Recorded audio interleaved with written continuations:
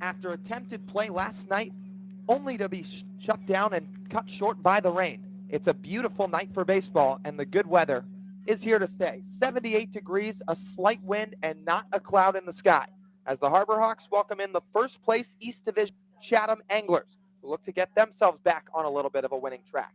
Chatham tied 1-1 against the Red Sox last night, but aside from that, they've lost their last 3 of 4. The 3 losses, and the tie last night, 1-1 out at Red Wilson Field. And the Anglers looking for a big response against Hyannis, who, of course, sits at the bottom of the West Division as of right now. For the Harbor Hawks, they got rained out with 2 away in the top of the 3rd inning against Orleans. Both Connor Ash for the Harbor Hawks and Jared Schuster for the Firebirds were looking really, really solid, both throwing the ball exceptionally well after Hyannis beat Orleans 2-0 out at Eldridge Park 2 nights ago. So Hyannis back and ready to play some baseball, and they're going to send out the right-hander Glenn Albanese out of the University of Louisville. Glenn set to make his 4th appearance, 2nd start for Hyannis in 2019. He'll go up against right-hander Colby Kubicek out of Texas, and he has been absolute dynamite for Chatham. Kubicek making his 6th appearance, his 5th start, and he comes off an outing where he went 5 innings, 2 earned runs, a walk, and 8 strikeouts. That was a season high. So Albanese and Kubicek on the mound, set to go at it at 6 p.m. with the Harbor Hawks and Anglers set to take play on the Cape Cod Baseball Network. Hi, everybody. Welcome into McKeon Park. Lyle Goldstein, Brendan Howe here with you. And thank you so much for joining us on this gorgeous Saturday evening. Brendan, last night, play didn't officially count. Harbor Hawks got just under 2.5 innings in. Like we were just saying, Connor Ash, Jared Schuster for Orleans were both throwing the ball really, really well. It looked like we were going to be in for another pitcher's duel, more the same as 2 nights ago out at Eldridge Park. But things just kind of cut short due to the rain. Yeah, really unfortunate for both starters in that game. Jared Schuster for the Firebirds was throwing well as Connor Ash on the hill for Hyannis, as we just touched upon. But for tonight, Glenn Albanese out of Louisville is going to have to really, really do some damage to this Chatham lineup. They're first place for a reason. They're a great ball club coming into McKeon Park tonight.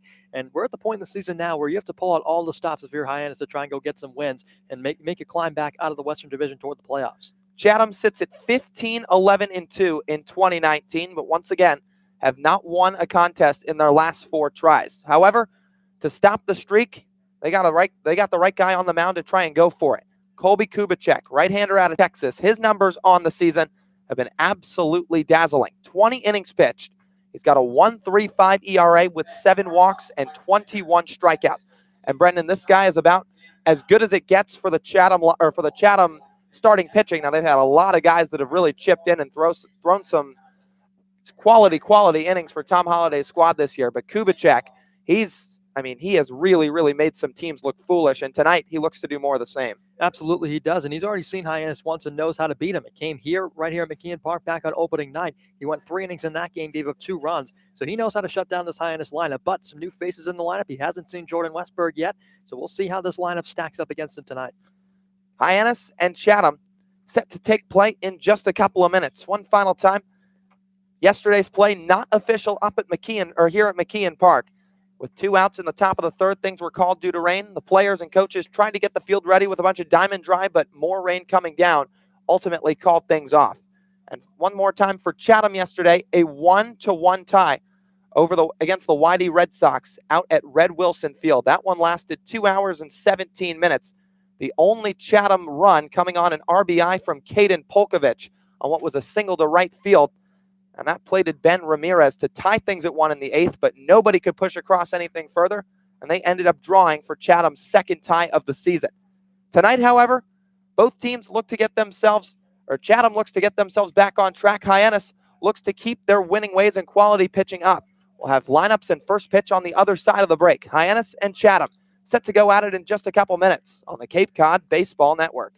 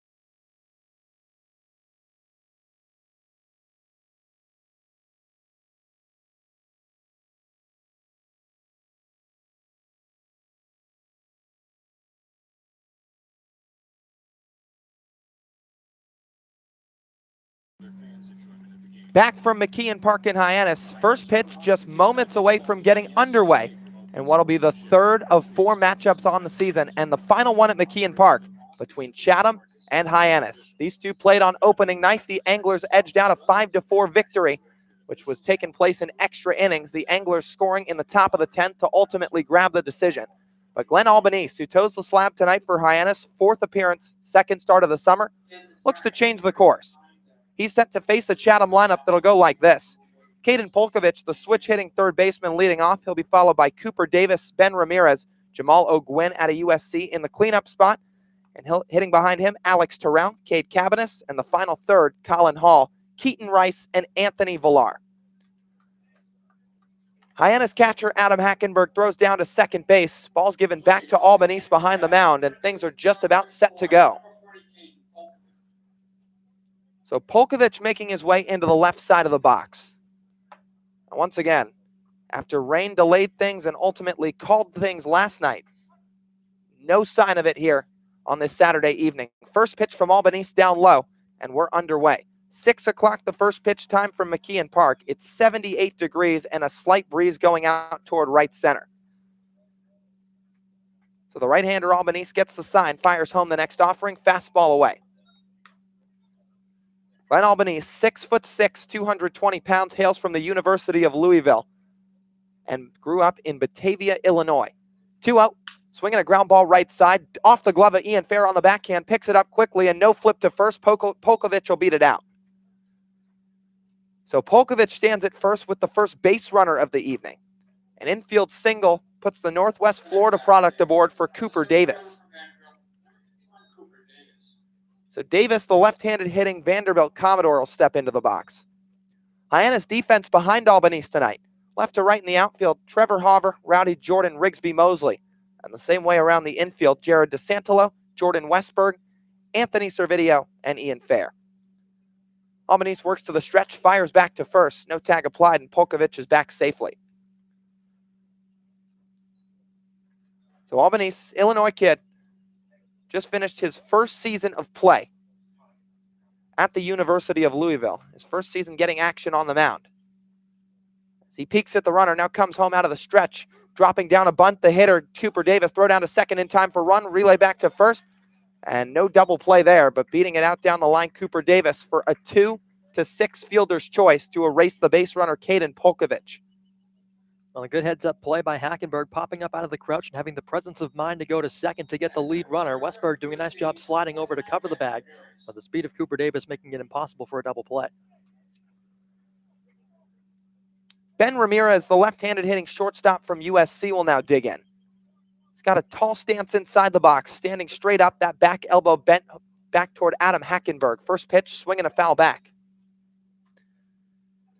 Ramirez 1 for 4 last night with a run scored. Once again, he was the one man to step on the plate, and it was via the Caden Polkovich RBI single that gave Chatham their 1 run against the Whitey Red Sox in that draw out at Red Wilson Field.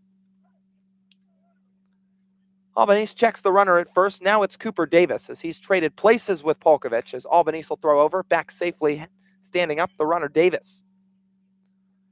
So for Albanese, 4-pitch guy. Got a fastball, sits in the low 90s. Also mix in a changeup, curveball, and slider. The lengthy righty will come set right below the belt. Wind blowing off his back. The stretch in the 0-1. Down low, Hackenberg keeps it in front. It's 1-1.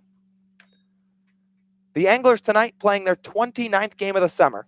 One more time, they're 15-11-2 in 2019. For Hyannis, they're in their 27th game. They sit at 6-19-1, and they just picked up that 6th win 2 nights ago on a 2-0 victory over the Orleans Firebirds. Albanese ready, the 1-1. Line drive out to center field, fairly deep. Jordan chasing back. It's way over his head, and it's going to one-hop the wall. Ramirez thinking too, getting the wave around from third. Cooper Davis relay way out in the outfield, and no play at the plate. Davis scores all the way from first, and it's an RBI double for Ben Ramirez, his 10th of the summer. 10th run batted in as he shoots one to deep center. Rowdy Jordan broke a bit late, started to backtrack quickly, realized it was well over his head as it one-hopped the wall. And Cooper Davis, who got a good jump right away, was cruising all the way from first, had the burners on going around third, and stepped on the plate with no play. So just like that, it's 1-0 Anglers. Ramirez stands at second, and now another Trojan coming to the plate. This will be Jamal O'Gwyn, the right-handed hitting designated hitter. Albanise's first offering, breaking ball low and away.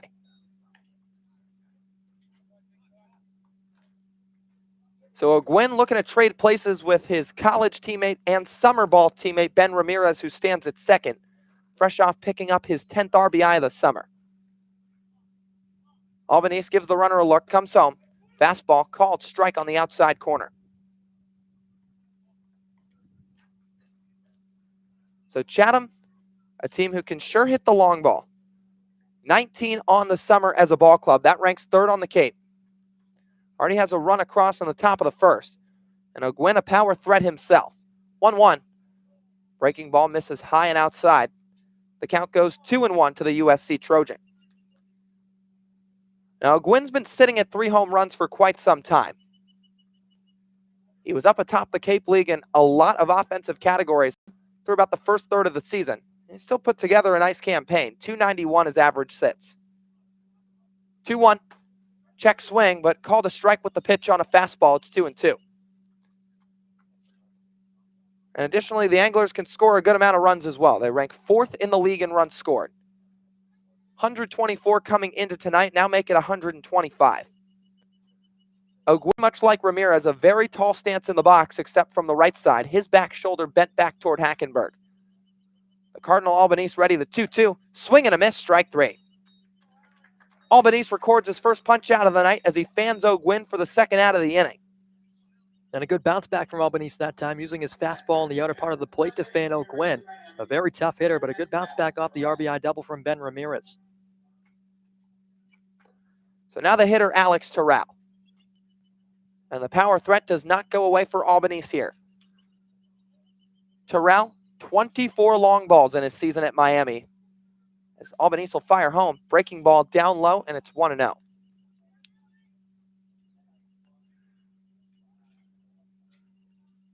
Ramirez getting a lead off of second. Jordan Westberg, the Hyannis shortstop, playing way to his left, right behind Ramirez, shaded up the middle.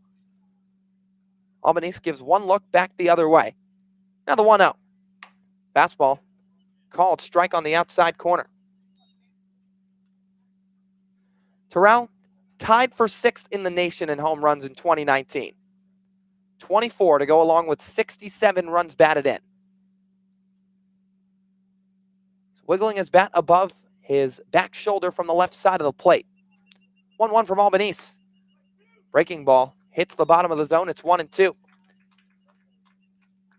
For Terrell, it's been a tough go of it at times on the Cape.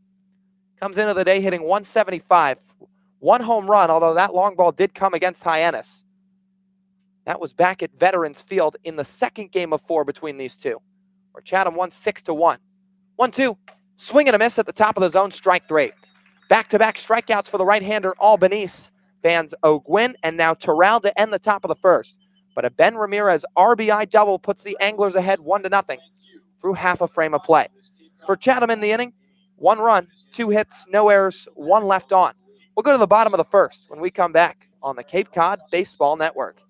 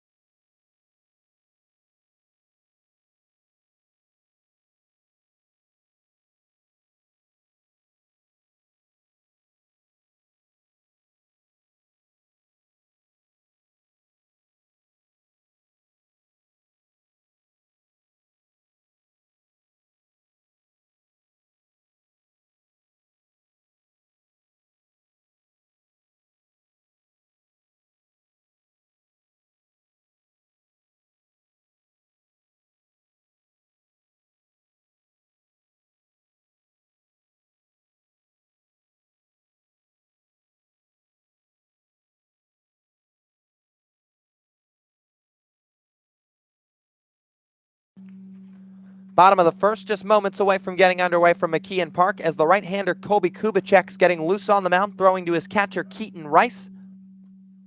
As Hyannis is set to bring their top of the order to the plate in the bottom of the first inning. Their lineup tonight for Chad Gassman's squad looks like this. Jordan Westberg leading off, followed by Rigsby Mosley, Trevor Hauver in the 3-hole with Hunter Goodman doing the cleanup duties.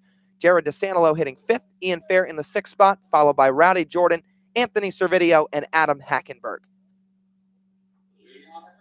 So Westberg's going to dig into the right side of the box. The righty Kubicek, 6 foot, 170 pounds even. Hails from Bryan, Texas, and attended Bryan High School. He gets the sign, rocks and fires the first pitch. It's a fastball for a called strike. Kubicek, a 4-pitch arsenal. He's got a fastball, curveball, slider, and a change that he'll mix in. Westberg, the 0-1 count. Kubicek fires home. Fastball low. It's 1 ball, 1 strike.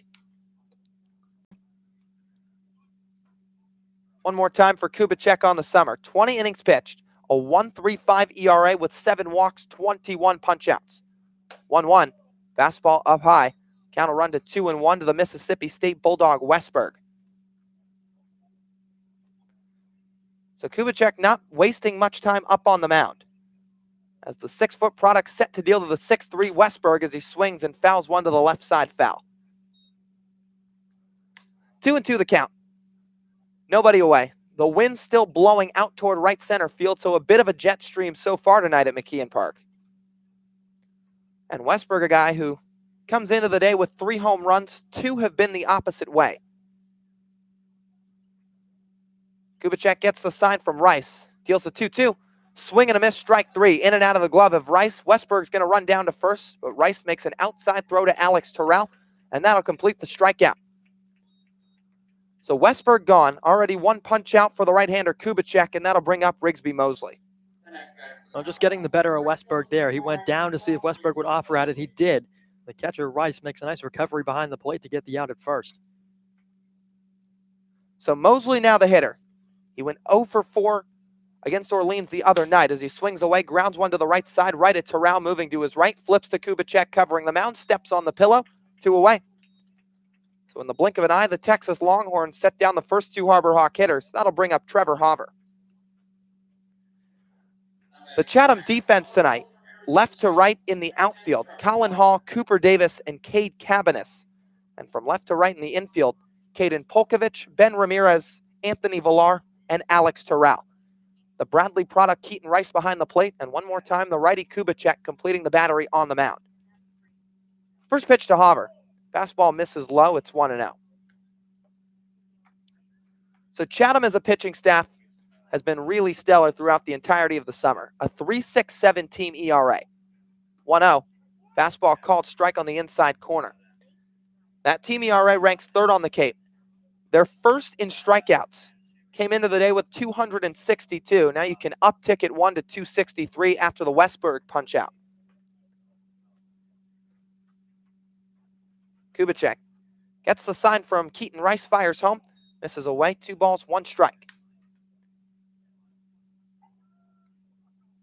For Kubicek on the season, he's got 22 punch-outs after K-ing Jordan Westberg. Now he's ready with a 2-1 to Hauver. Fastball paints the outside corner, it's 2-2. So Kubicek's made quick work thus far. Hunter Goodman awaits on deck if we get there, but Hauver, who comes into the day hitting .219, looking to get Hyannis started on offense. Here comes the 2-2. Misses away, 3 balls, 2 strikes. So Hauver will step out of the box to adjust the batting gloves. It's 1-0 Chatham in the bottom of the first inning. Infield back, outfield straight away. 3-2. Ground ball left side, right at the shortstop Ramirez. Fields cleanly, comes up, throws across, inning over. 1-2-3 goes Hyannis in the bottom of the first inning. And with no runs, no hits, no errors, and nobody left on, the score remains Chatham 1, Harbor Hawks nothing. We'll go to the top of the second when we come back on the Cape Cod Baseball Network.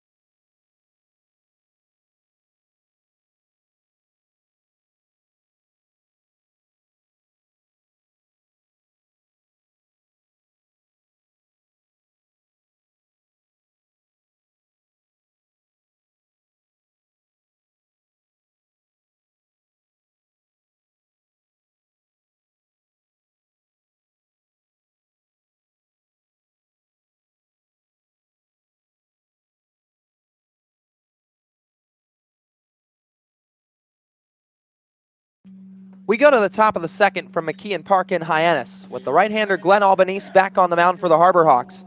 He'll face the 6, 7, and 8 of Cade Cabanis, Colin Hall, and Keaton Rice. All lefties set to come to the plate. As Cade Cabanis, the right fielder from Oklahoma State, digs into that left side of the box with the righty Albanese in the windup. Here comes the first pitch. Swinging a ground ball at the first baseman fair, but it trickles foul to our right of the bag. For Tom Holliday's squad tonight, they have 7 natural lefties in the lineup, the final 5 all hitting from the left side. Caden Polkovich, a switch hitter. So while Albanese continues to stay in the game, all but Jamal O'Gwyn will be hitting from the left side for Chatham. Albanese is ready with the 1-0. Fastball misses low. The count moves to 1 ball, 1 strike. Now for Albanese, didn't have a whole ton of work in his 2019 campaign, just 9 2/3 innings pitched. Comes home with the 1-1. Swing and a miss from the hitter, Cade Cabanis, and it'll move to 1-2. 2 starts in those 9 2/3 and 8 appearances in total, where he went 1-1 with a 3.72 ERA. He walked 3, he punched out 10. Now he's ready, 1-2. Off speed, misses high. The count will level, 2 balls and 2 strikes.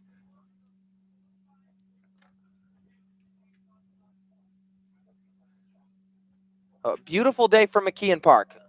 Wind still blowing, not a cloud in the sky, as Albanese is ready with the 2-2 offering. Line drive left side, that's going to drop into left field, the base hit. Cabanis hits the bag at first, he'll stop right there, and he picks up the 3rd Angler's hit of the night. With nobody down and 1 on, it'll bring up the former Harbor Hawk, Colin Hall. So Hall making his first plate appearance tonight. As he waits outside the left side of the box, looking down the third base line for a signal. Now he gets it. Hall comes into the day hitting 193. He's sporting some sunglasses inside the box, just below that blue helmet for Chatham, who's in their road blue uniforms with the white lettering, red numbering. Pitch from Albanese, fastball called strike. Or rather, red numbering on the front, white lettering on the back with the red trim. They wear the gray pants with the blue stripe, as well as blue helmets with the red A up on the top. For Hyannis, in their home whites, the blue pinstripes on the pants, blue belts, orange lettering and numbering, blue hats with the orange H up on top of the caps. 0-1 from Albanese. Fastball misses just away. That comes in at 90 miles an hour, and it's 1-1. So there were not many freshmen on last year's Harbor Hawk team. Trevor Hauver, of course, one of them. He's the main returner for the Hyannis squad in 2019. Mitch McIntyre was a freshman last summer, although he only appeared in Hyannis at the end of the summer, about the last week of play. Ready with the offering to Hall. Good bite on a breaking ball, hits the zone, and the count moves to 1-2. But for Hall, he played just 14 games with Hyannis. That was all to start the season in 2018. He hit just 167 with 2 RBIs. Now he's flipped uniforms for 2019. Albanese throws over to first, back with a head-first dive, Cade Cabanis. And Hall still looking to get it going in his second try on Cape Cod. Hasn't hit a home run, driven in just 3. Last night he was 0 for 1. Colin stands at 5'11", 190 pounds as he rests the bat on his shoulder, now brings it just above. 1-2, fastball high. 2 balls, 2 strikes to count. So for Albanese, who's making his second start in 2019 for Hyannis, his 4th appearance, and he's came into the day throwing 6 2/3 innings. Comes set, ready with the 2-2. Down low, and the count runs to 3 balls, 2 strikes. Albanese has yet to walk anybody here in tonight's contest. He's walked 3 on the summer. He's punched out 7. So Albanese, a guy who threw just 9 2/3 innings at Louisville. Creeping and creeping up on that total here in just 4 appearances so far on Cape Cod. We'll see how long he goes tonight. 3-2. Up high with a breaking ball, and he loses Hall. First walk of the day issued. Cabanis will move over to second. Hall runs up to first, and there's runners on first and second with nobody out for Keaton Rice. And Albanese just trying to be a bit too meticulous with that breaking ball, trying to look toward the top of the zone and get the called 3rd strike. Didn't get it. As a result, left it a bit high and Hall's down to first. So Keaton Rice, left-handed hitting catcher from Bradley, will dig in. Albanese dangles the right arm down as he looks in at Hackenberg, now gets the sign. DeSantillo in at the bag at third. Breaking ball, called strike, and it's 0-1. So, of course, if Tom Holliday were to opt to put on a bunt here, it would make some sense. Chatham up 1-0 in the bottom of the second inning. First and second with nobody out. A sacrifice bunt done successfully would put 2 runners in scoring position with less than 2 outs, which is why DeSantillo's up on the infield grass. 0-1. Fastball right at the bottom of the zone. It's 0-2. Good placement there from Albanese as he painted that one. And he's way ahead of the count to Keaton Rice. Rice went 0 for 1 yesterday in the 1-1 tie with YD. That came in a pinch hit appearance. Anthony Villar waits behind him on deck. As Glenn comes set, the stretch in the 0-2, swinging a pop-up foul behind home plate and out of play. So Keaton Rice out of the box, sporting a blue wooden bat. Color almost up to par with the Chatham uniforms, but the Chatham blue is very, very royal blue. His bat, a little bit of a lighter shade. The shade in left field starting to engulf Trevor Hauver. Otherwise, the ballpark's still sunny. 0-2. Fisted on the air to the right side. Servideo catches, throws back to first to fair. Double play. 4-3 twin killing go the Harbor Hawks, as that one was fisted off the handle of the bat from Keaton Rice. Shot out to Anthony Servideo at second. He came in a couple steps, made the play, and a quick transfer to fair at first to delete the base runner Colin Hall. And that's a bad base running decision from Hall there. It's a blooper off the inside part of the bat right at Servideo. You know he's probably going to make the grab. And Hall was just like a deer in the headlights in the middle of the base paths, had nowhere to go, and doubled off at first base. And a nice heads-up play by Servideo as well to notice Hall creeping off the bag as the pitch into Anthony Villar is skied into right field pretty deep. Rigsby Mosley going back. He's at the track, looks up. It's gone. Anthony Villar, the first home run on the campaign for Chatham. And the Anglers go up 3-0 in the top of the second. Villar absolutely skyrocketed one. A towering fly ball down the right field line. It took Mosley drifting back and back, moving to his left toward the foul pole, but ran out of room and just watched it get out of the yard. Well, it was an inside fastball from Albanese, and Villar just turned on it, sent a floater down the right field line, a sky-high towering shot. Mosley gave it a look back to the wall like you mentioned, but no chance. First pitch to Caden Polkovich is taken for a ball from Albanese. So he looks for some response here after giving up the 2-run blast to Villar. 1-0 out of the windup. Misses down, 2 balls, no strikes the count.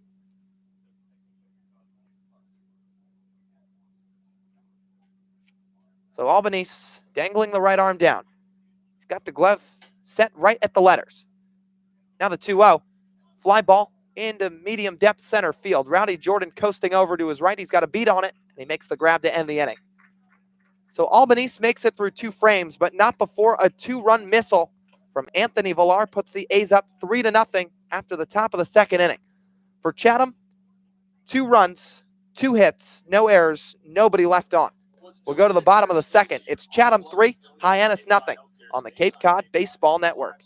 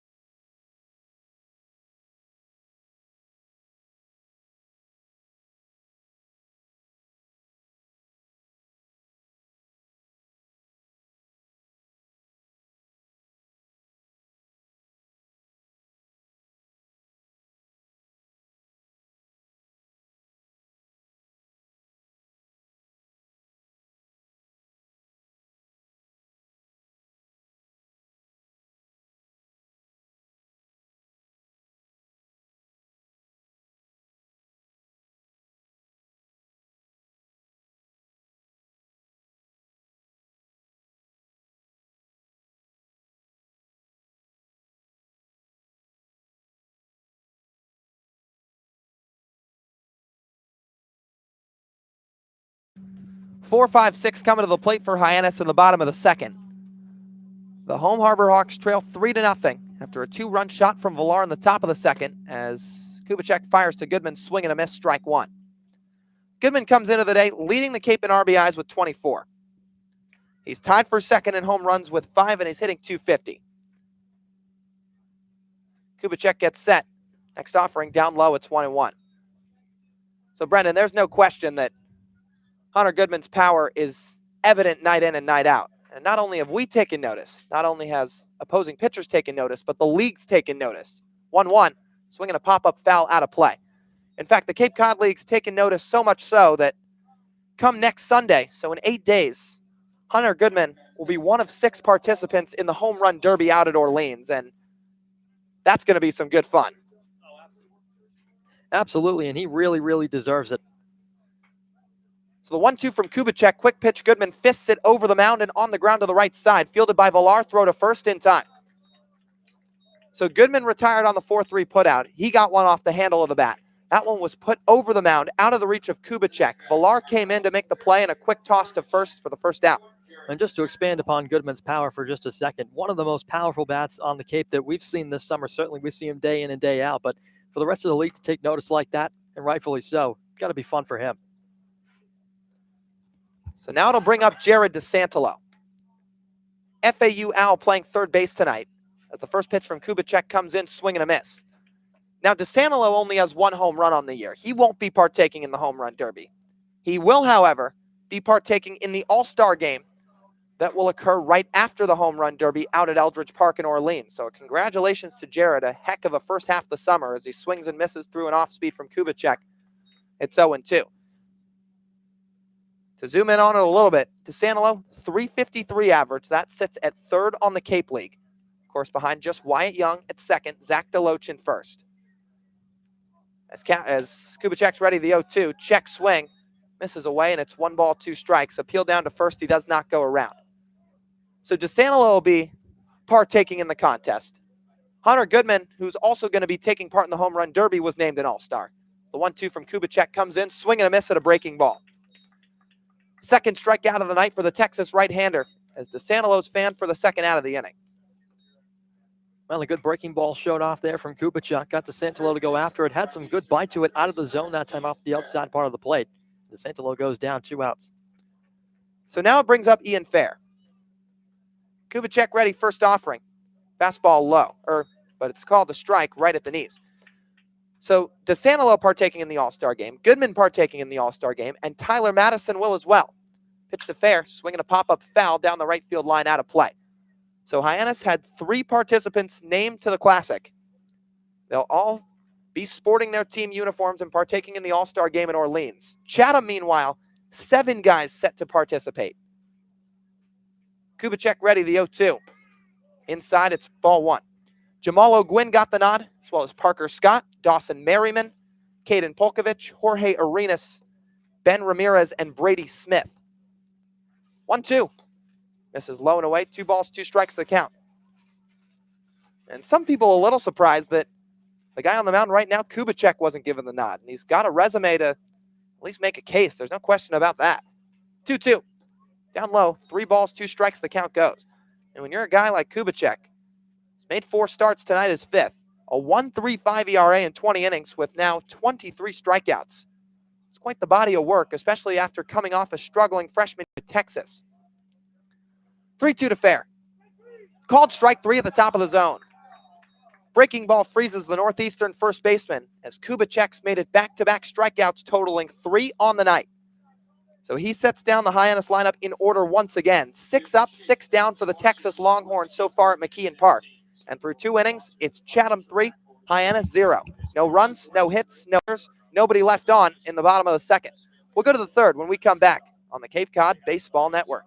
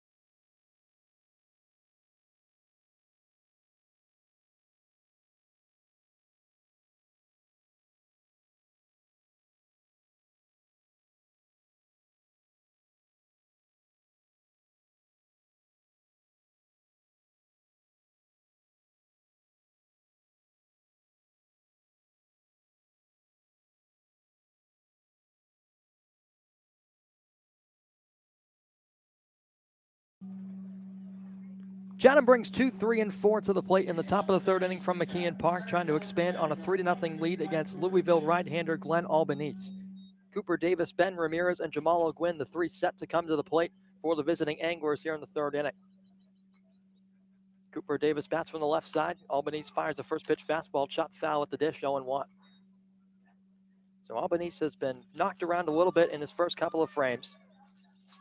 2 hits in each frame, and of course the long ball from Anthony Villar to extend the lead from 1 to 3-0.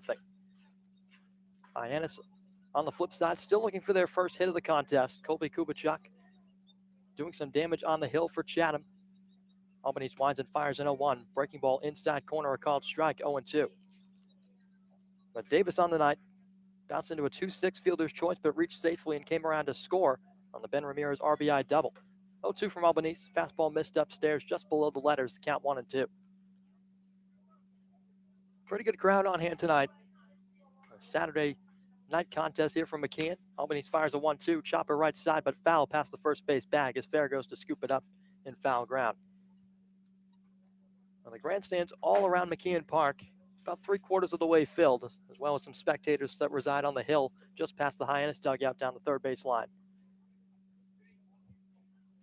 Now Cooper Davis steps back in, a count of 1-2 against Albanese, who's back on top of the rubber. Gets a sign from Hackenberg into his windup. Now the 1-2 delivery. Fastball downstairs, 2-2. Well, Lyle, you talked about 7 All-Stars getting the nod for this Chatham squad. They've had themselves one heck of a season. First place in the Eastern Division, tied with the YD Red Sox. 2-2 on the way from Albanese. Popped up left side. Haver racing in toward the line. Back to shortstop Westberg, and it will be Westberg to make the over-the-shoulder grab. So Davis is set down for out number 1. No, Westberg does a nice job. Haver would have had to come a long, long way to track that ball down. Of course, he had more momentum going in, but not sure he would have gotten all the way there. So Westberg does the right thing. Goes back and out to his right into short left field, calls off Haver, and makes the play for the first out. Had to extend the glove hand out into his left to reel it in, but Westberg battling the sun does the job for out number 1. This is Ben Ramirez stepping in for the second time as he waves at a curveball, chops it foul back behind the dish. Ramirez got the scoring started for us in the ballgame tonight. It was an RBI single that drove home the man who just popped out, Cooper Davis. The 10th RBI on Ramirez this summer. Albanese into his motion in 0-1. Fastball slapped that left side, blooping toward the Hyannis bullpen, foul. So the count 0-2. Albanese in search of his third strikeout. He picked up a pair to end things in the first inning. Facing the toughest part of the Chatham lineup. He's got Ramirez down 0-2. Here's the pitch. Fastball swung on, popped up to left side. Haver coming in strong toward the line. He'll make the grab as he moves into foul territory. So Trevor Haver with a nice play, showing off the wheels going toward the Hyannis pen. Quick 2 up, 2 down for Jamal O'Gwyn. You know, Haver staying busy out there. Of course, he didn't make that catch the previous play, but that one was all his. Got a good read on it, moving toward the line, and tracked it down no problem. So Jamal O'Gwyn steps in from the right side. The lone righty in the Chatham lineup, at least while Albanese is in the game, as a breaking ball is dropped into the knees for a called strike 1. Glenn looking to work quickly out of the third inning is 0-1. Breaking ball, O'Gwyn slaps at it, golfs it towards shortstop, but a pop-up for Westberg is no problem as he ranges back onto the outfield grass to retire the side. So Albanese works quickly through the third, 3 up, 3 down, no runs, no hits, no errors, and nobody left aboard for Chatham. Hyannis back to the plate in the bottom of the frame, looking to pick up their first hit on the Cape Cod Baseball Network.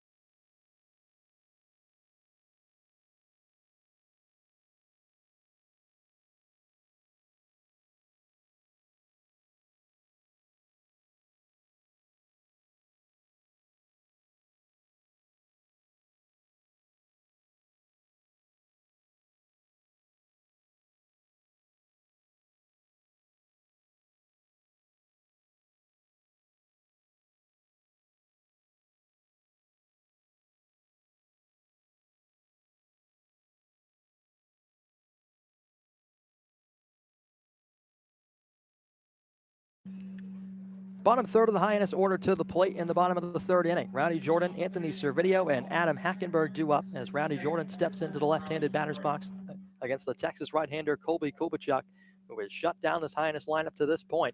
It's been 6 up and 6 down for the Texas product. He is cruising into the third inning. First pitch to Rowdy. Fastball at the knees, a called strike 0-1. This Hyannis offense trying to jumpstart themselves a little bit, looking to pick up where they left off in a couple of explosions, one at Wareham last weekend. Breaking ball missed outside, count levels, a ball and a strike.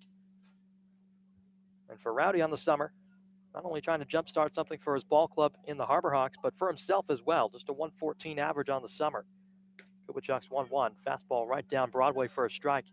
And the count's 1-2.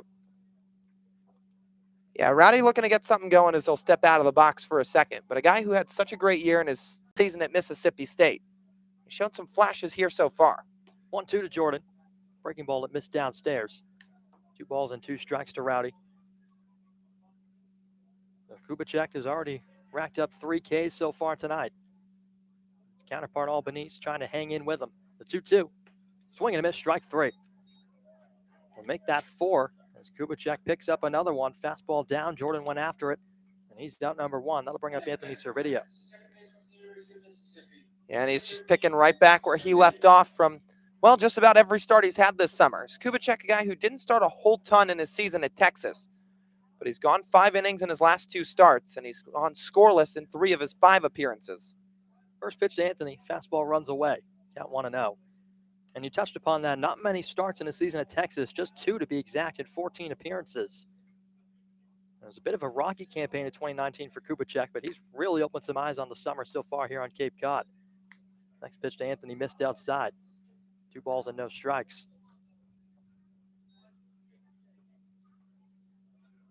2-0. Servideo swings and loops one into right field, but right at Hyannis, who comes in and makes the grab. Not having to move much, just came a couple of steps in, and Servideo's gone. 2 down for Adam Hackenberg.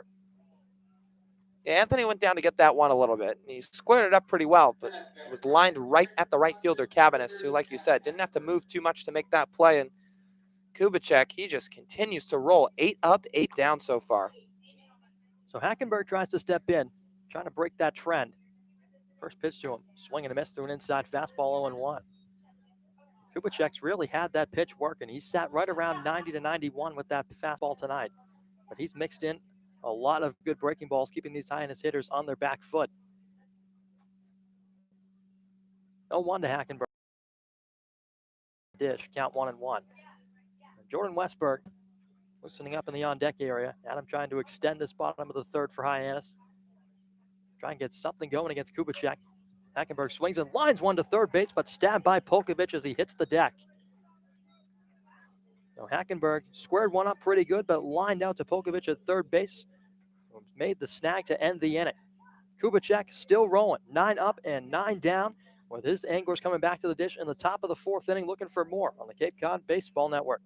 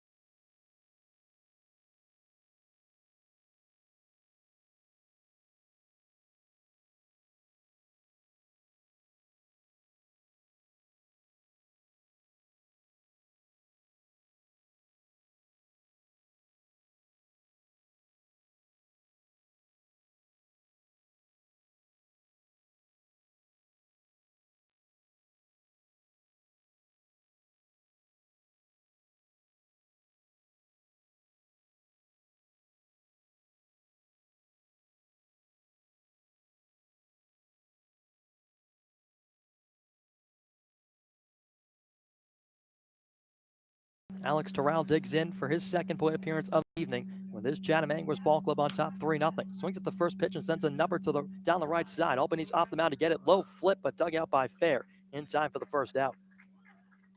So a quick start to things here in the top of the fourth inning as he gets Terrell to bounce out. I'll transition things to Cade Cabanis.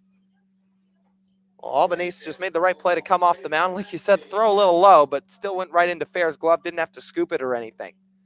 Yeah, this game has flown so far. One out in the top of the fourth, and we're 41 minutes into this game. It has gone by in the blink of an eye like a flash of lightning. Cabanis digs in. First pitch, a breaking ball, a called strike right down central. And speaking of lightning, unfortunate last night what occurred here at the ballpark in McKean. The weather just not holding off for the game against the Orleans Firebirds. That one has been rescheduled and will be made up on July the 22nd. Cabanis swings and sends one on the ground right side, but well foul. So Albanese got Cabanis in an 0-2 count. Cade, a 146 hitter on the summer. He's 1 for 1 tonight, though. A single back in the second inning and was driven in on the long ball from Anthony Villar. Glenn's 0-2. Fastball up and in. Bending the elbows back out of the way was Cabanis to avoid the baseball. A ball and 2 strikes the count.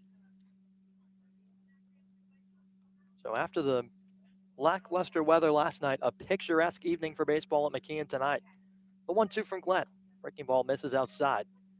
Count levels at 2-2. 73 miles an hour on the gun. That last breaking ball clocked at.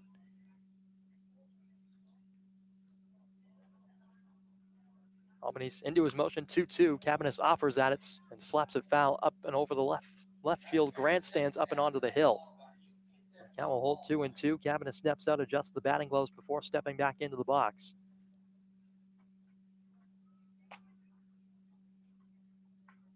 Cabanis hanging top here with Albanese with Colin Hall awaiting on deck.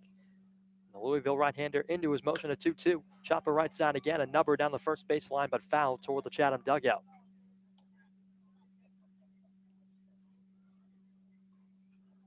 So Chatham tied for first in the Eastern Division with the YD Red Sox. Chatham comes in 15-11-2. YD with the same record, -1 loss, 15-10-2 for the Red Sox.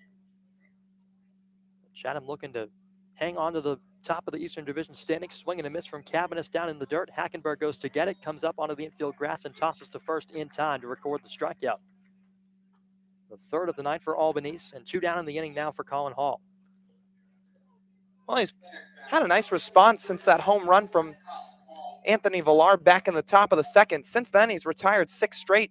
He's got the fastball working again, a good breaking ball that he buried in the dirt there, and just retires Cabanis no problem. So Colin Hall steps in, watches the first pitch fastball inside, count 1-0. And Albanese was knocked around in his first couple frames in the ballgame, and it looked like he might be in for a short outing tonight. But Lyle, you just mentioned, settling down nicely. 1-0. Another breaking ball swept too far across the plate. Count moves to 2-0 in favor of the left-handed hitter, Hall. 3 runs on 4 hits for the Anglers to this point as Albanese into his motion, a 2-0 pitch. Cut and a miss over the top of an off-speed delivery. 2 balls and a strike. Hall tonight walked in the second inning and was doubled off of first on a Keaton Rice liner toward Anthony Servideo. It was a soft one.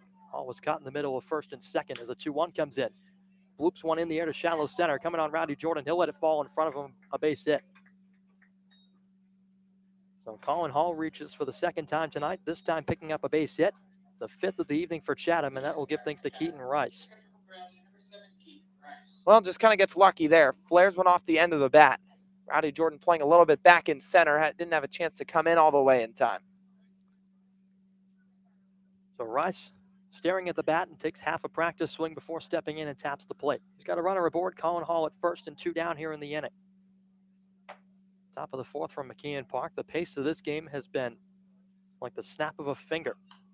Runner takes out for second. First pitch was a breaking ball slap foul over the press box by Rice out of play. Count 0-1. And ever since that 12-10 defeat for Hyannis at Wareham that took a long while, 3.5+ hours, last couple of games, had one in Bourne that went by pretty quickly. Follow that up with obviously the game last night being rained out, but the last handful of games for Hyannis have been played pretty quickly. Yeah, Orleans the other night was 2-22 in the 2-0 win. So a couple of lightning fast games, no question. That's what will happen when you get some pitchers duels. Albany's trying to hang in this game. 3-0 Chatham with the runner aboard. A one pitch missed upstairs at the letters, count evens. Rice batting in the number 8 hole for the Anglers tonight, but a 300 hitter on the season. Picked up 6 RBIs in the process. Albany's out of the stretch. A look back to first. Now comes set at the belt. Spinning a fire back. Tag applied by Fair. Not in time. In head first is Hall. Chatham trying to extend this top half of the 4th inning and add on to this lead. Hyannis has got to find a way to try and take as many ball games as possible. They need the bats to come alive against Kubicek, who has been locked in from the get-go tonight. Albanese fires a 1-1. Runner goes for second. Breaking ball spiked in the dirt as Hall advances up to second, no problem. Hackenberg goes to retrieve it in foul ground. And now a runner in scoring position for Chatham with 2 away. Hey, read it well, Colin Hall. Went on the first move, of course, and then Albany's throwing the breaking ball pretty much eliminated any chance for Hackenberg to get him at second. So Hall with some good speed as he moved down there with ease. So now things move to an RBI opportunity for the hitter Keaton Rice at the plate, the 2-1. Breaking ball just misses a called strike on the inside corner, painting the black. Bit of a delayed strike call, but the count evens 2 balls, 2 strikes. Infield playing pretty much straight up, outfield the same way. Albanese a pause at the belt. A look to second, now the 2-2. Fastball inside, strike 3 call. Albanese rings up his 4th strikeout, and that ends the 4th inning. He gets Keaton Rice looking, and Hyannis will come back to the plate in the bottom of the 4th, looking to get something going on offense on the Cape Cod Baseball Network.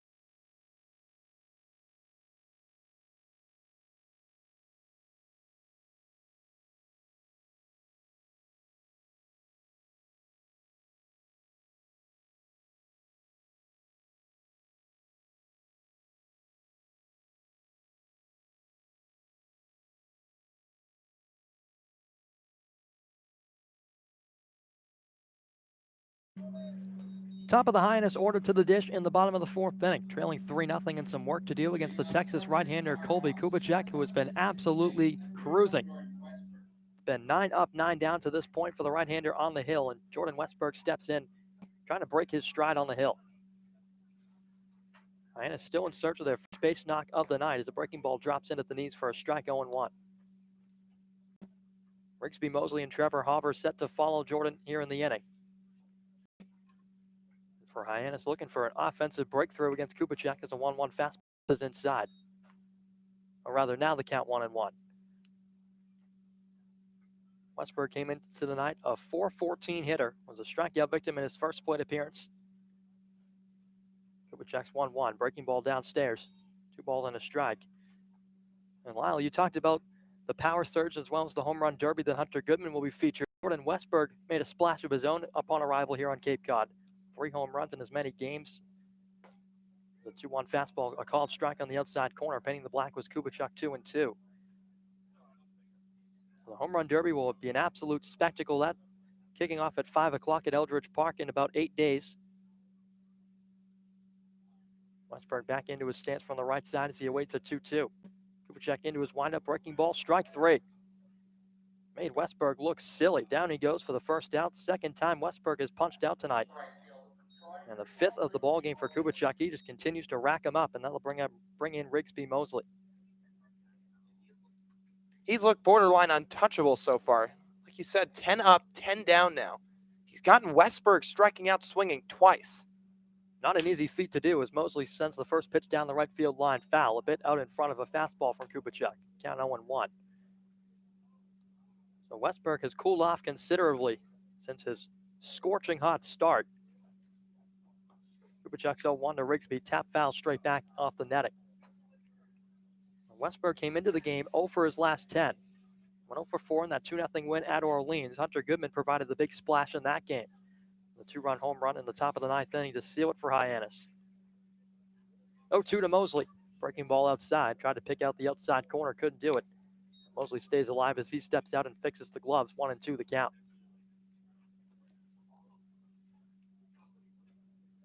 Kubicek shakes off a couple signs from his catcher Rice into his motion. 1-2. Breaking ball just off the outside corner. Mosley gave a hard take that time and the count levels. Well, if you want to talk about Westberg for a minute, he's 0 for his last 12, but some regression was pretty much expected. He's still hitting .387. 2-2 to Mosley. Popped up behind the press box out of play. So here's where expectations come back to field level a little bit. I mean, is Westberg going to have a good summer? More than likely. He's bound to snap out of it at some point. It's a 2-2 to Mosley. Comes in, strike three again. It's the sixth of the ball game for Kubicek. He's racking them up in bunches. Got Mosley there, down and away. And Trevor Hopper, the last hope in the fourth inning. He really has it working. That was a really good breaking ball. Some good bite right at the end. Started plane level at the knee-high level and just dropped right into the dirt, fooling the hitter Rigsby Mosley. He has been white hot on top of the hill to start this ball game against Hyannis. Hopper digs in. 0 for 1, bounced one to shortstop his first time up as he watches a breaking ball outside corner, a called strike. Kubicek only racked up 15 strikeouts in 18 innings with Texas in 2019. He got 6 on the ballgame already as Hopper sends one back up toward the middle and through for a base hit. Under the glove of Kubicek on top of the hill, and Hopper trots around first base. He'll pull up there. The first hit of the night for Hyannis, and they're on the board. Yeah, Hopper drives one up the middle there, just on the ground, past the glove of the pitcher Kubicek, and neither of the middle infielders who were shaded at about their natural spots could get to it in time. So runner aboard, RBI threat at the plate with Hunter Goodman. An RBI threat for sure, and the leader on the Cape in RBIs. 24 to Hunter Goodman's name so far in 2019 as he steps in and takes a fastball low in the dirt. Count 1-0, back to first, the runner Trevor Hopper. Hunter, one of 3 Hyannis All-Stars. Also will be taking some hacks at Eldridge Park in the Home Run Derby. 1-0. Breaking ball missed outside. 2 balls, no strikes to Hunter. Kubicek trying to stay around the zone. 6 strikeouts in the game, 2 to start this fourth inning before the base hit from Hopper. First one of the night for Hyannis is forcing Kubicek to work out of the stretch for the first time as Goodman taps a fastball straight back off the chest protector of Rice. 2-1 the count. And Eldridge Park, no easy place to hit some home runs. 434 to dead center as we saw a couple of nights ago. So the hitters in the Home Run Derby are going to have to be pole happy, which Hunter Goodman is. Most of his moonshots have gone to left field as back in on a pickoff attempt as Trevor Hopper in head first.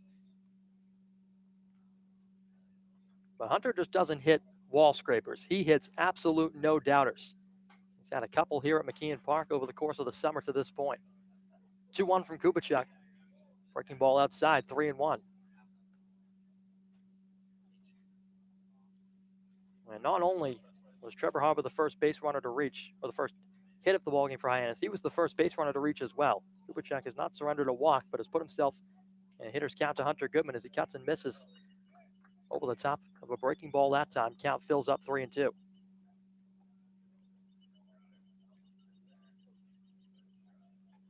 Kubicek with just one small, tiny blip on the radar to this point, trying to battle against Hunter Goodman in a full count. Work his way out of the bottom of the fourth inning. Payoff delivery on the way. Goodman chops at it, sends it left side, foul by Jared DeSantolo in the on-deck area. These pitchers, opposing pitchers against Hyannis, starting to figure out a formula to shut down this offense. They had a couple of breakthrough games. Hyannis, all about finding ways to win. Kubicek set his next 3-2. Goodman takes an inside fastball down the left side, foul. Bounces off the fencing that protects the Hyannis dugout, counts full. Back to first is Trevor Hauver.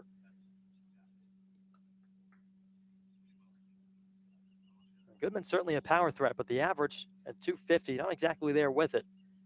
But he has been one of the most productive bats throughout the season for Chad Gassman in his lineup. The 3-2, he lost him. So Hunter Goodman draws his third walk of the summer, and that a rarity. He gets an applause from the home supporters as he trots down to first, tosses the leg guard back, and that pushes Hauver into scoring position for Jared DeSantalo. Well, Kubicek hadn't allowed a walk up to this point. Of course, before Hauver, he hadn't allowed a base runner. But Goodman against the right-hander in Kubicek, who's been really working so far, both sides of the plate, as well as his off-speed, works the count well and doesn't chase anything. That last one, a borderline fastball, but watched it up high. So DeSantalo digs in with 2 down. Offers at a first pitch fastball and number off the mound to get it. Kubicek, he's up with it, fires to first in time to get DeSantalo, and that ends the inning. So Hyannis puts a couple of base runners aboard after back-to-back strikeouts. Hauver breaks up the no-hitter, but Kubicek able to work around that, no problem. Still 3-0 Chatham. Top 5 coming up from McKeon Park on the Cape Cod Baseball Network.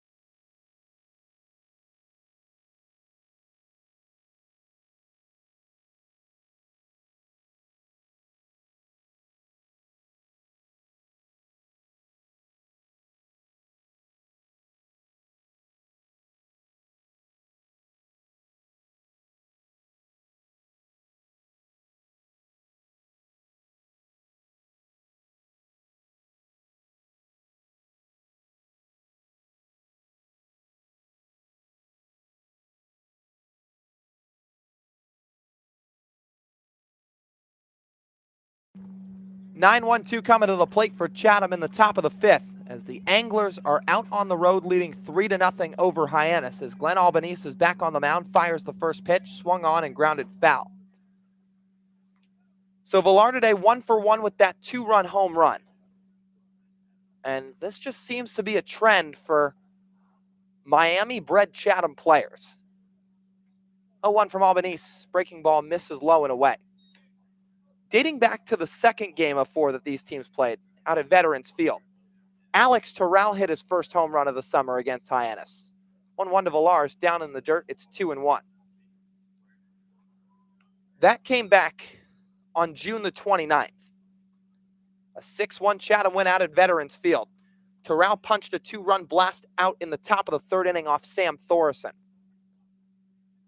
As Albanese, from the windup, glove at the letters, fires home, swinging a fly ball out to center field. Jordan a step in, now racing back. He's got a beat on it, and he makes the grab running into the shade. So that ball caught about 15 feet in front of the warning track. Villar gave it a ride again, but it finds Rowdy Jordan's glove for the first out. So that'll now bring up Caden Polkovich. But to quickly wrap up the Miami topic, Terrell a Miami Hurricane with his first home run against Hyannis. The 2-run blast that Villar hit back in the second was his first home run of the summer coming against Hyannis. And Villar attending the University of Miami. Now it's Caden Polkovich for his third at bat. He takes a fastball up at the top of the letters for strike 1. So Albany seeing this lineup for the 3rd time around as he's going to get the sign, fire home from the windup. Fastball for a called strike. Polkovich represents one of the 7 anglers heading to the All-Star game in Orleans. And he's put together quite the resume so far this summer. 0-2. Pop-up foul, up and out of play. So as some of these Chathammen, we'll do Hyannis too, players come to the plate throughout the remainder of the ball game. We'll give a little bit of the resume. For Polkovich, came into the day hitting .282, 3 home runs, 19 RBIs. Pitch, swinging a tip foul back behind Hackenberg behind the plate. Polkovich came into the day 3rd in the league in walks at 18. The only 2 guys he trails are tied for first playing in this game together. His teammate Jamal O'Gwyn, as well as Trevor Hauver, who sits in left field. 0-2 from Albanese, swinging a tapped foul. Left side, it gets off the brick wall. Additionally for Polkovich, along with the 18 walks and the respectable batting average, he came into the day 4th in the league in RBIs at 19. 0-2 from Albanese. Fastball up high, and the count will run to 1 ball and 2 strikes. And the guys he trails in that category, one of them playing in this game, Hunter Goodman. 1-2, swing and a miss at a breaking ball. Albanese puts it low in the dirt, some good break to it at the end, and that fans Polkovich for the 5th punch out of the night for the Louisville Cardinal. And that one right there, that breaking ball, a beauty out of the hand of Albanese. He's missed with a few, but that one right there, over the top of it nicely and fooling Polkovich. So Polkovich gone for the 2nd out. Albanese working quickly. They'll face Cooper Davis, swinging a chopper right at the shortstop. Westberg moves a bit to his left, charges in. Fields throws to first in time. That'll end the top of the 5th frame. But Glenn Albanese works a clean 1-2-3 inning and keeps the score at 3-0 Chatham. Hyannis will come back to the plate in the bottom of the 5th, looking to get something going on offense against the righty Colby Kubicek. For Chatham in the inning, no runs, no hits, no errors, nobody left on. We'll be back for the bottom of the 5th when we return on the Cape Cod Baseball Network.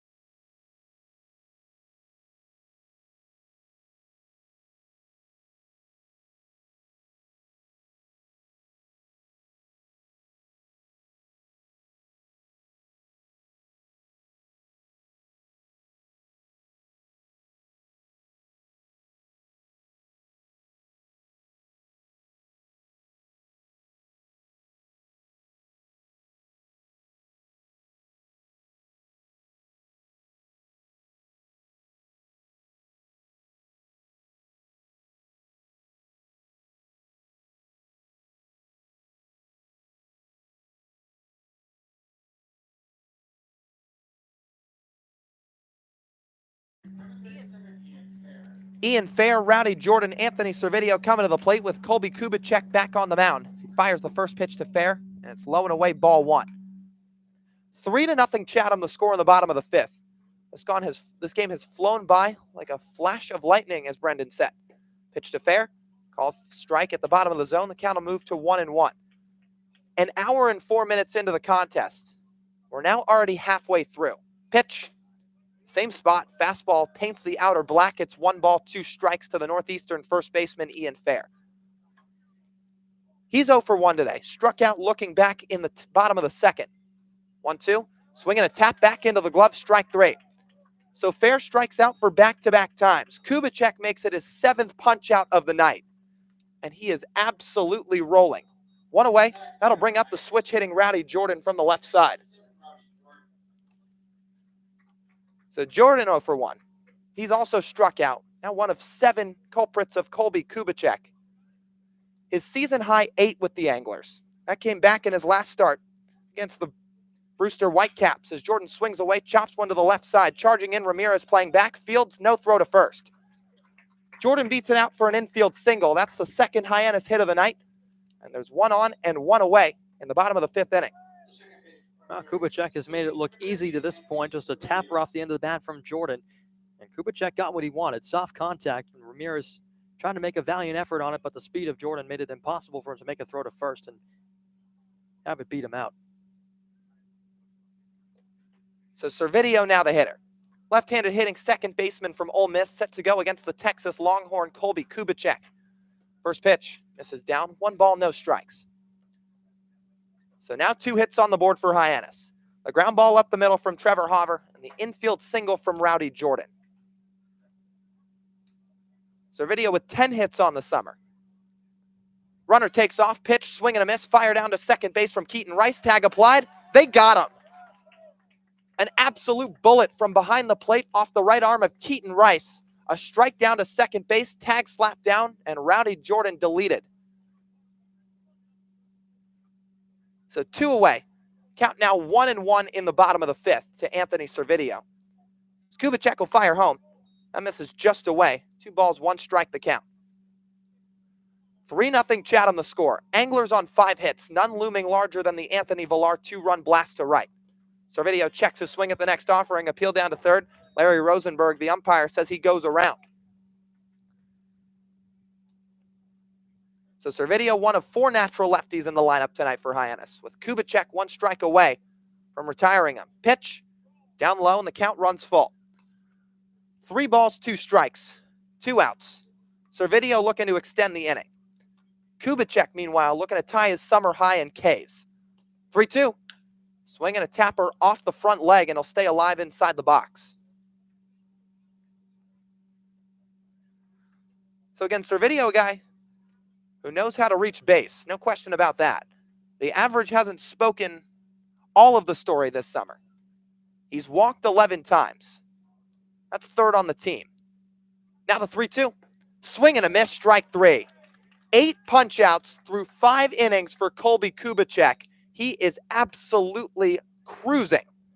Hyannis 2 hits through the 5 frames. 1 coming on the Rowdy Jordan infield single a couple of minutes ago. But it wouldn't go for anything further as he was thrown out, and then the Servideo strikeout ends the inning. For the Harbor Hawks, no runs, 1 hit, no errors, nobody left on. It's Chatham 3, Hyannis nothing through 5 innings of play. We'll be back for the 6th when we return on the Cape Cod Baseball Network.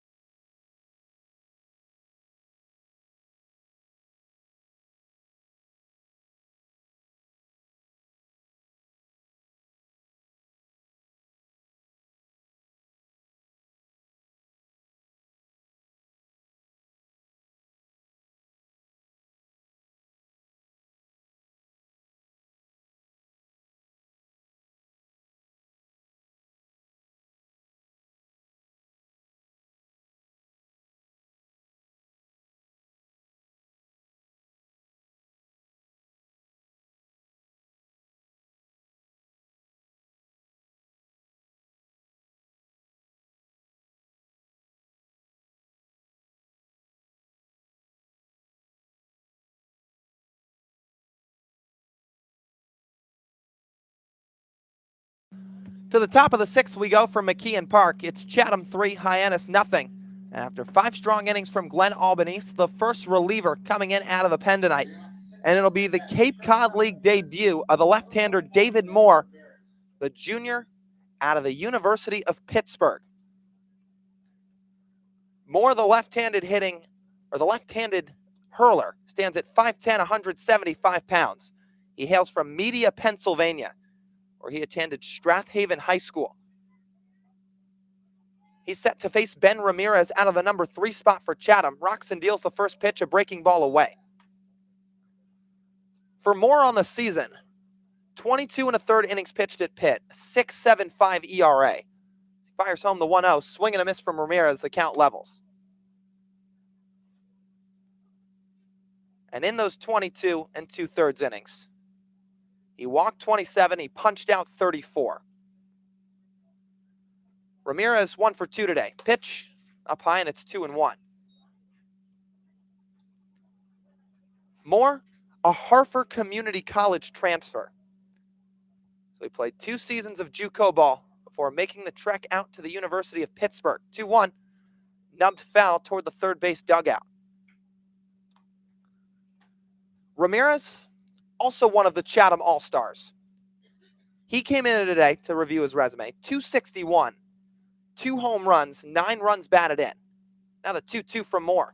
Breaking ball hits the top of the zone, strike 3. So first strikeout in a Harbor Hawk uniform for the lefty Moore. Ramirez fanned, and it'll bring up Jamal O'Gwynn. So looking strikeout as it'll bring up O'Gwynn, the right-handed hitting DH out of USC. The Pitt Panther David Moore gets the sign from the catcher Hackenberg. He fires home, swinging a tap foul back. So Ramirez in the All-Star game. And 2 home runs that's a little out of character for him. He didn't hit a home run in his sophomore year at USC. He hit 2 as a freshman. Now the pitch from Moore. Runs up high, it's 1-1. But for Ramirez's second summer in Chatham, making an impressive appearance in summer number 2, he was up and down in summer number 1. 1-1. O'Gwynn swings and misses in and out of the glove of the catcher Hackenberg. Count will move to 1-2. 3-0 Chatham in the top of the 6th inning. 5 hits for the Anglers, Hyannis with 2. For O'Gwynn, also a Chatham All-Star. So as David Moore steps off the mound, O'Gwynn staying in the box. Him and Ramirez, college teammates, Chatham teammates, and they'll be teammates in the East Division for the All-Star game. 1-2, breaking ball misses just down. O'Gwynn's resume so far, 291 coming into the day. 3 home runs, 17 RBIs with 19 walks. That's tied for first in the league with Trevor Hauver. 2-2 from Moore. Breaking ball runs away, and the count swells. So O'Gwynn was at the top of the league in almost every offensive rank the last time these two teams played. And here we sit, he's tied for first in the league in doubles, tied for first in the league in walks. 3-2. Swinging a high pop-up foul, that'll get over the press box. 4 doubles on the season, 3 home runs, and again, 19 base on balls. So O'Gwynn will be making the trek out to Orleans along with a handful of his other Chatham teammates. 3-2. Misses outside, ball 4. So Jamal O'Gwynn takes the walk lead back as Trevor Hauver just watches on from left field as his college rival and opposer Jamal O'Gwynn draws his 20th walk of the summer as the USC Trojan stands at first base, now sitting 1 ahead of Hauver.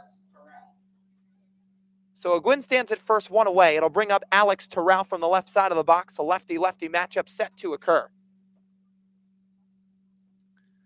Stretching the offering from Moore, swing and a miss from the Miami Hurricane, it's 0-1. Terrell 0 for 2 today. He was 0 for 2 yesterday. And where we currently sit, he's hitting just 169. Moore looks at the runner at first, comes home. Breaking ball, gets just behind Hackenberg, but no advancement from O'Gwynn. And Chatham, a team that's pretty well balanced offensively. They kind of do everything. Talk about the home runs that sit 3rd in the league with now 20, thanks to the Anthony Villar 2-run shot. They rack up a lot of hits. Hit total only ranks 7th as Moore fires over to first, but Chatham, with their 5 hits tonight, sit at the 2-century mark. They're at 200 hits on the summer. And then they steal some bases too. 28 combined stolen bags from Chatham so far coming into the day. As Terrell slaps one on the line down to right field, that'll fall a base hit. O'Gwynn up to second, Terrell over to first. He picks up his first hit of the night as he stands over with 1 out, 1 of 2 runners aboard to bring up Cade Cabanis. So Cabanis today 1 for 2 with a single and a run scored. Chatham threatening again now with their 201st hit of the season, 6th of the ball game. But to look at their stolen bases, 28 as a team, and they're pretty spread out as well. The lefty Moore checks the runner O'Gwyn, now fires home. Breaking ball misses up high. Tyler Dones leads the Chatham squad with 6 stolen bases. As time's called, and pitching coach Ray Korn's going to make his way out to the mound to have a meeting with his new left-hander David Moore. To look further in at these Chatham swipe bags, Caden Polkovich has 4. Ben Ramirez has 3. And a handful of guys have 2. Hyannis, one of them, who stands at the plate, now adjusting the Velcro on his gloves and kicking some dirt outside the batter's box as a conference takes place up on the mound. So Hyannis looking to keep the score at bay. Chatham leading 3-0 after putting up 1 run in the first on a Ben Ramirez RBI double. And a 2-run home run from Anthony Villar, his first of the summer. Made it a 2 spot in the top of the second. There's been no scoring since then. The Anglers threatening here with 2 on and 1 out in the top of the 6th. As the meeting adjourns, Ray Korn walks back to the dugout. But the story right now for Hyannis, they have got to find something against right-hander Colby Kubicek, who's been lights out through 5 innings. Moore now back into the stretch, checks O'Gwyn at second, no hold, fires home. Fastball called strike, raising the hands was the hitter Kate Hyannis, but it hits the inside corner for strike 1.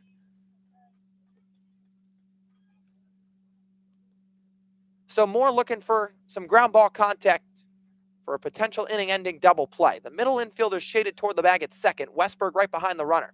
Pitch, fastball high, it's 2-1. Hyannis, the right fielder out of Oklahoma State. Stands at 6'4", 223 pounds. Moore tucks the glove on the belt, now comes set. Gives O'Gwyn a look. Westberg moves back to his original spot. And the 2-1. Fastball up high. It brushes the hitter Hyannis off the plate a bit. It'll move to 3 balls, 1 strike. So once again, Glenn Albanese, 5 innings tossed tonight. His longest outing of the summer. His night ends after those 5 frames. Gave up 5 hits, 3 runs all earned, 1 walk and 5 strikeouts. Moore getting a look at O'Gwyn at second again. Comes home with the 3-1. Swinging a high pop-up on the infield, chasing back the catcher Hackenberg toward the Chatham dugout. Fair's going to call him off and makes the play just to the left of the screen, protecting the Chatham Bat Boys. So Fair came charging in. Hackenberg went back and way to his right, trying to track down the baseball. But Fair, with the way better angle on it, called off the catcher Hackenberg, moving toward the dugout. And Fair makes the catch above his head, just in front of the Chatham dugout railing. So now 2 away. A crucial out for the left-hander David Moore. He'll face Colin Hall, who's reached base twice. 1 for 1, a walk and a single, also a stolen base. Moore takes a breath, the stretch in the first pitch. Fastball a called strike. So Hall with that stolen base made it a total of 3 on the summer for him. The 29th for the Anglers in 2019. Action going down the third base line in the Hyannis bullpen. It's Nolan Crisp getting warm. As Moore gives O'Gwyn a look, comes home, a breaking ball in the dirt, smothered by Hackenberg. It's 1-1. And some action going down the right field line for Chatham as well. We'll see how long Tom Holliday opts to leave Kubicek in the ballgame. Unless he's trying to keep him to a pitch count. No reason to pull him at this point. Moore the 1-1. Breaking ball just upstairs. It's 2-1. Down the right field line for Chatham is Austin Vernon getting loose, the right-hander out of North Carolina.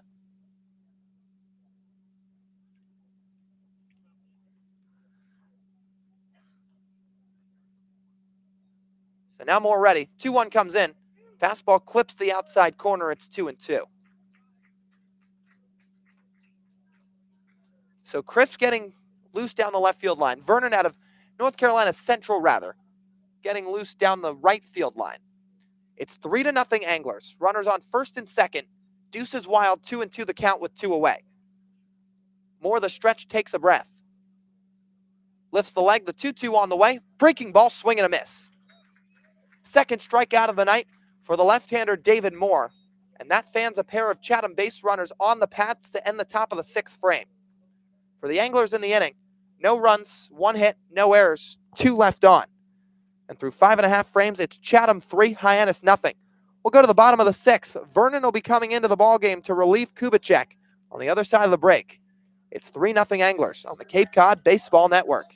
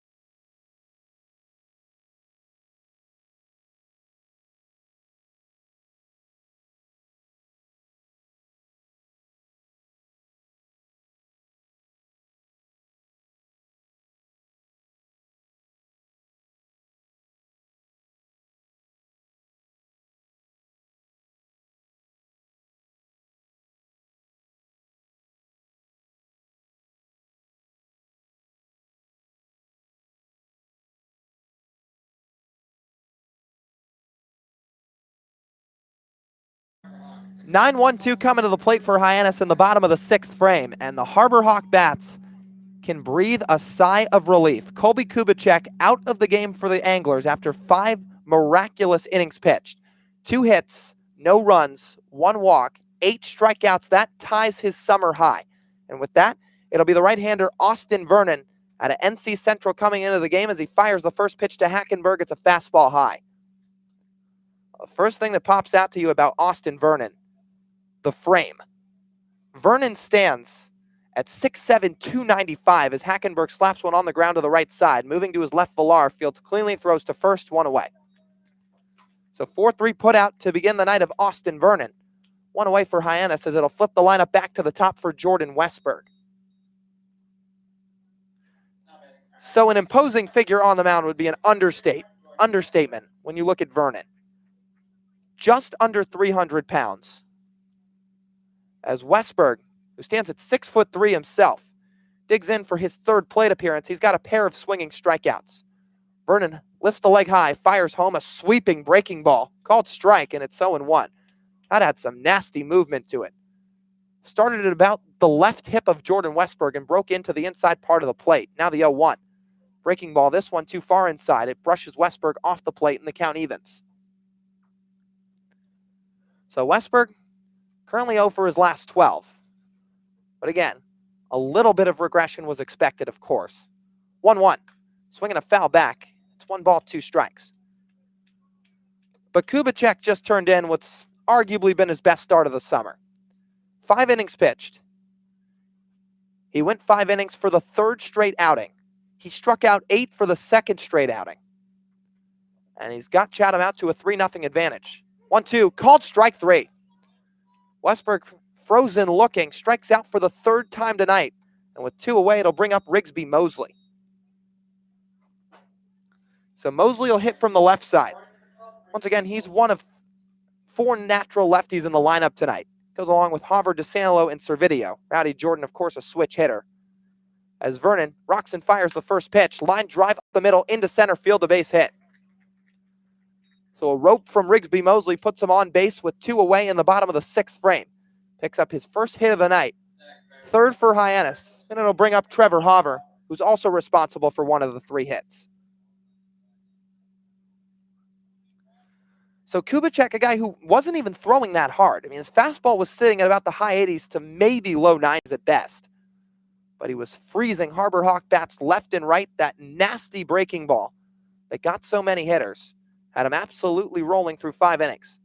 Vernon now works out of the stretch pitch to Hauver, swinging a tap foul under the legs of the catcher Keaton Rice. So 1 on, 2 away in the bottom of the 6th. It's 3-0 A's. Austin Vernon looking to get out of the bottom of the 6th unscathed and keep it at a shutout. Pitch to Hauver. This is outside, and it's 1-1. Vernon making his 6th appearance of the summer. He's made 1 start, so this is his 5th out of relief. 14 innings, a 2.57 ERA. Walked 6, struck out 21. The lengthy righty Vernon comes set, fires home a sweeping breaking ball. Misses just off the plate away. 2-1 to Trevor Hauver. Hunter Goodman waiting on deck if we get there. He'd represent the potential tying run if the inning were to continue.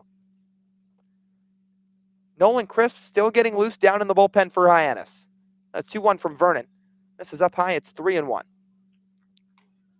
Vernon in his season at NC Central. 22 appearances, 7 of them for starts, where he went 3-4, 4.09 ERA in 44 innings. Walked 21, struck out 57. So definitely a high velocity, high strikeout guy. Comes home, misses off the plate, ball 4. So Jamal O'Gwyn works the walk. Trevor Hauver tips his cap and answers right back.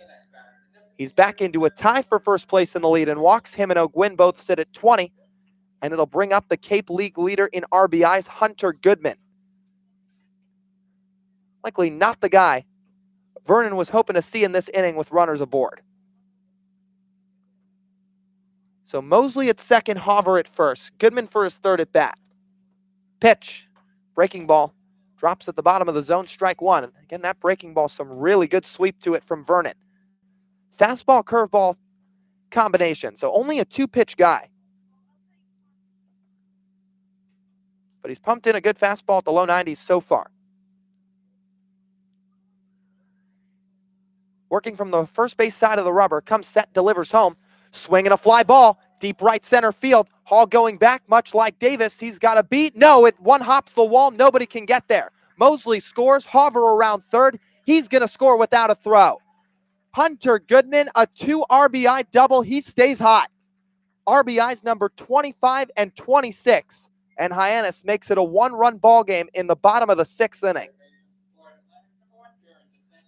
So Goodman gave that one a ride. Fastball out over the plate, the inner part from Austin Vernon. And the Memphis product, Goodman takes advantage. Scorches one out to the deepest part of the ballpark. Davis and Hall converging, both chasing after it. Looked like Davis had a beat on it for a second as he slowed up. But it got over his head, and it one-hopped the wall as Goodman stands at second. Now Jared DeSantolo, the hitter. Fastball, or off speed for a called strike. It's 0-1. So the Hyannis All-Star Hunter Goodman standing at second base. Another Harbor Hawk All-Star Jared DeSantolo at the plate looking to bring around Goodman, who represents the tying run. It's 3-2 A's. Hyannis finally on the board. Another pitch from Austin Vernon. Fastball for a called strike, pumped in at 92 miles an hour. DeSantolo today 0 for 2. Struck out swinging. Grounded out to Kubicek on the mound back in the bottom of the 4th. He's hitting .343 on the summer. Came into the day hitting .353. Now the 0-2. Down low. Goodman started to edge toward 3rd. He's going to race back to 2nd. It's 1 ball, 2 strikes to the FAU Al DeSantolo. The shortstop Ben Ramirez shifted way to his left, playing behind the runner Goodman, who doesn't have a whole lot of speed. But playing up the middle. Villar about at his normal spot. Pitch to DeSantolo. Called strike 3. Jared's rung up for the 2nd time tonight. It's the 2nd strikeout for Austin Vernon as he gets out of the bottom of the 6th with Chatham still holding the lead. But Hyannis has answered back. The 25th and 26th RBIs of the season for the Cape League leader in runs batted in, Hunter Goodman, has made it 3-2 Anglers after 6 frames of play. For the Harbor Hawks in the inning, 2 runs, 2 hits, no errors, 1 left on. We'll go to the top of the 7th when we come back on the Cape Cod Baseball Network.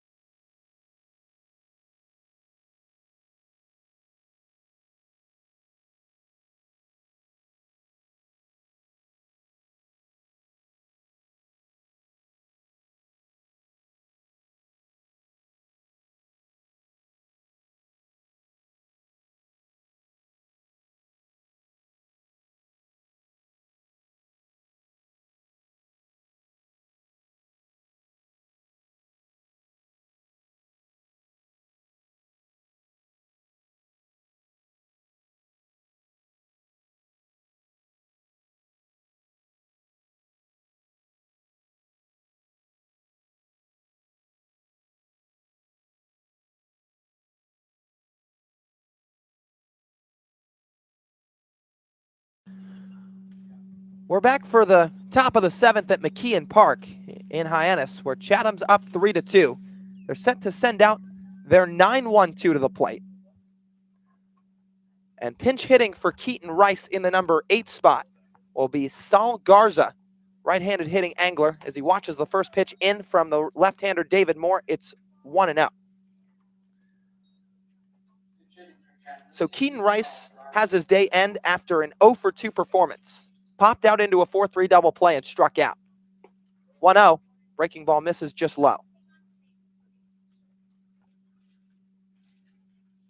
So Garza at 2-0 count.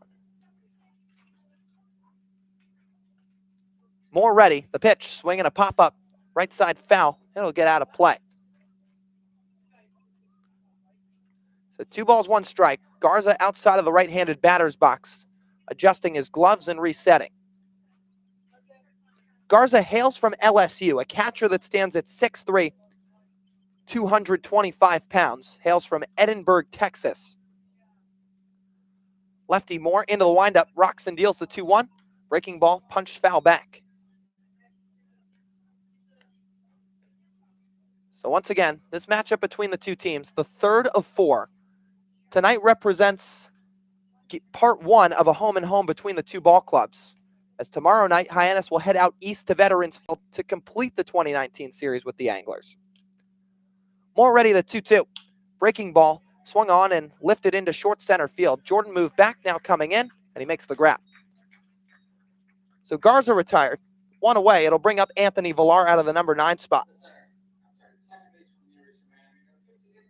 So Villar, 1 for 2.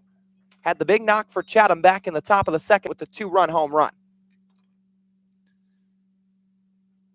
So Garza, who played on the LSU ball club that made it into the postseason. As Moore fires home, misses upstairs, it's 1-0. The LSU Tigers got all the way to a super regional, but couldn't quite advance to Omaha. Now Garza here with the Chatham Anglers ball club, looking to make an impact. He made an impact at LSU immediately as the pitch into Anthony Villar misses away. Garza was a transfer from Howard Junior College, and he only batted as a DH until late March because he was recovering from surgery. Pitch to Villar, hits the outside part of the plate, it's 2-1. So 1 away, 3-2 Chatham the score. Garza popped out to center to begin the inning. Now the hitter Villar at the plate looking to add on for the Anglers. Offering, misses low with a fastball, 3 balls, 1 strike the count. So David Moore is making his first appearance for the Harbor Hawks this summer. Lefty out of the University of Pittsburgh. Peers over the glove. Ready with the 3-1. Here it comes. Fastball called, strike on the inner black, and the count runs full. The infield back Outfield straight up. The lights turning on at McKeon. 3-2 on the way. Swinging a fly ball, lifted down the left field line fairly deep. Hover backtracking. He's at the warning track, moves to his right and makes the grab toward the line. So 2 away, Villar gives another ball a ride. He's squared up all 3 in his at-bats tonight. But that one flagged down by Hover for the second out of the inning. And some good recovery that time by Hover. Came in a step, but then realized had to race back toward the track and moving slightly to his right, had to pull up just in front of the wall and reel it in. So Chad Gassman now makes his way out to the mound. Looks like the night's going to end for David Moore as Nolan Crisp is trotting in from the bullpen. So after what'll be an inning and 2/3 of work for the Pittsburgh lefty, he'll exit the game, hand the ball off to the Florida Gator, Nolan Crisp. And we'll be back with that pitching change on the other side of the break. It's Chatham 3, Hyannis 2 with 2 outs in the top of the 7th on the Cape Cod Baseball Network.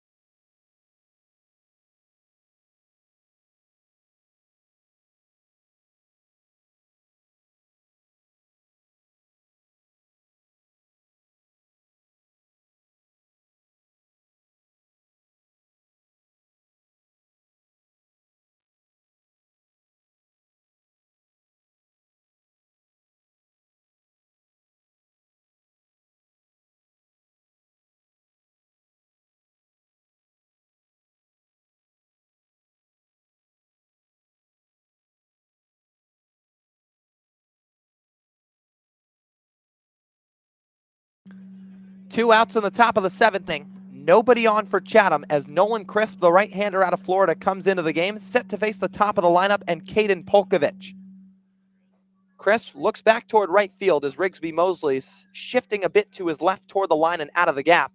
The right-hander rocks and deals the first pitch, swing and a miss. Fastball got the better of Polkovich to make it 0-1. As Crisp looks to complete what could be a clean top of the 7th, offering up high, 1 ball, 1 strike. Saul Garza flew out to center to begin the inning. Villar took one deep down the left field line, but tracked down by Hover for the second out. This is now where we stand as Crisp entered, and he misses down with a fastball, 2-1. For Nolan Crisp, just finished his freshman year at Florida. And here for Hyannis, making his 8th appearance as he fires home the 2-1, swing and a miss. That fastball coming in at 87 miles an hour. Count levels at 2-2. Every appearance has been out of the bullpen for Crisp. 15 innings pitched to this point. ERA of 7.20. 2-2, down low, off speed. It's 3 balls, 2 strikes. Crisp is walked 7, struck out 16. Polkovich today's already struck out once. He's 1 for 3. 3-2. Swinging a foul back out of play over the home plate netting.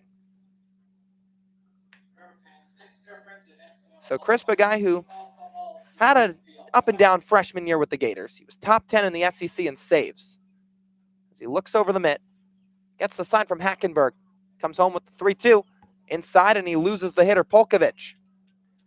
He draws a 2-out walk to put the first Chatham base runner aboard of the inning, and it'll bring up Cooper Davis. Davis today, 0 for 3, although he has scored a run. Bounced into a 2-6 fielder's choice, popped out to short, and grounded out to short. Pitch out of the stretch from Crisp, but misses high. Crisp stands at just 5'9", 175 pounds. He was part of a Gators team that went 34-26, 13-17 in the SEC, which was tied for 10th. Offering, fastball, called strike, clips the outside corner. 3-pitch guy, fastball, changeup, slider. And in his season at Florida, made 21 appearances with 6 starts, 4-4 with a 6.41 ERA. although 8 saves in 15 appearances out of the bullpen. Offering, down low, changeup. It'll be 2 balls, 1 strike. Through 39 in a third innings in his freshman year with the Gators. With the Harbor Hawks thus far, he's thrown 15. Waving the bat above his left shoulder, the hitter Davis. Pitch from Crisp, called strike at the top of the zone. Cooper Davis had only appeared in 5 games entering today's play. He's currently 5 for his first 18 with 3 walks. He was part of a national champion Vanderbilt club. 2-2, swung on and fouled back. So good reason for Davis getting here late. Their season went, well, as long as anybody's. Tied with the University of Michigan, of course, as the Commodores took the national championship over the Wolverines. 2-2, swinging a tip back into the glove, strike 3. Nolan Crisp strikes out Cooper Davis to end the top of the 7th, and he keeps the score at bay. It's Chatham 3, Hyannis 2. The Anglers in the inning, no runs, no hits, no errors, 1 left on. We'll go to the bottom of the 7th when we come back on the Cape Cod Baseball Network.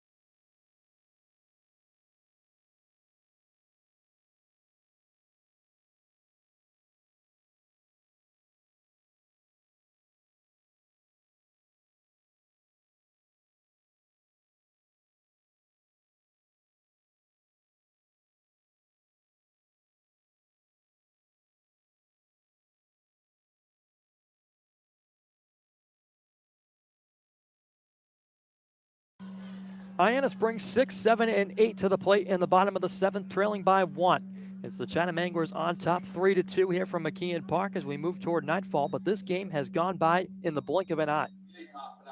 This game started at 6 p.m. on the dot. It is now 7:44 p.m. as we enter the bottom of the 7th inning. Austin Vernon back to the hill for the Anglers as Ian Fair is set to dig in.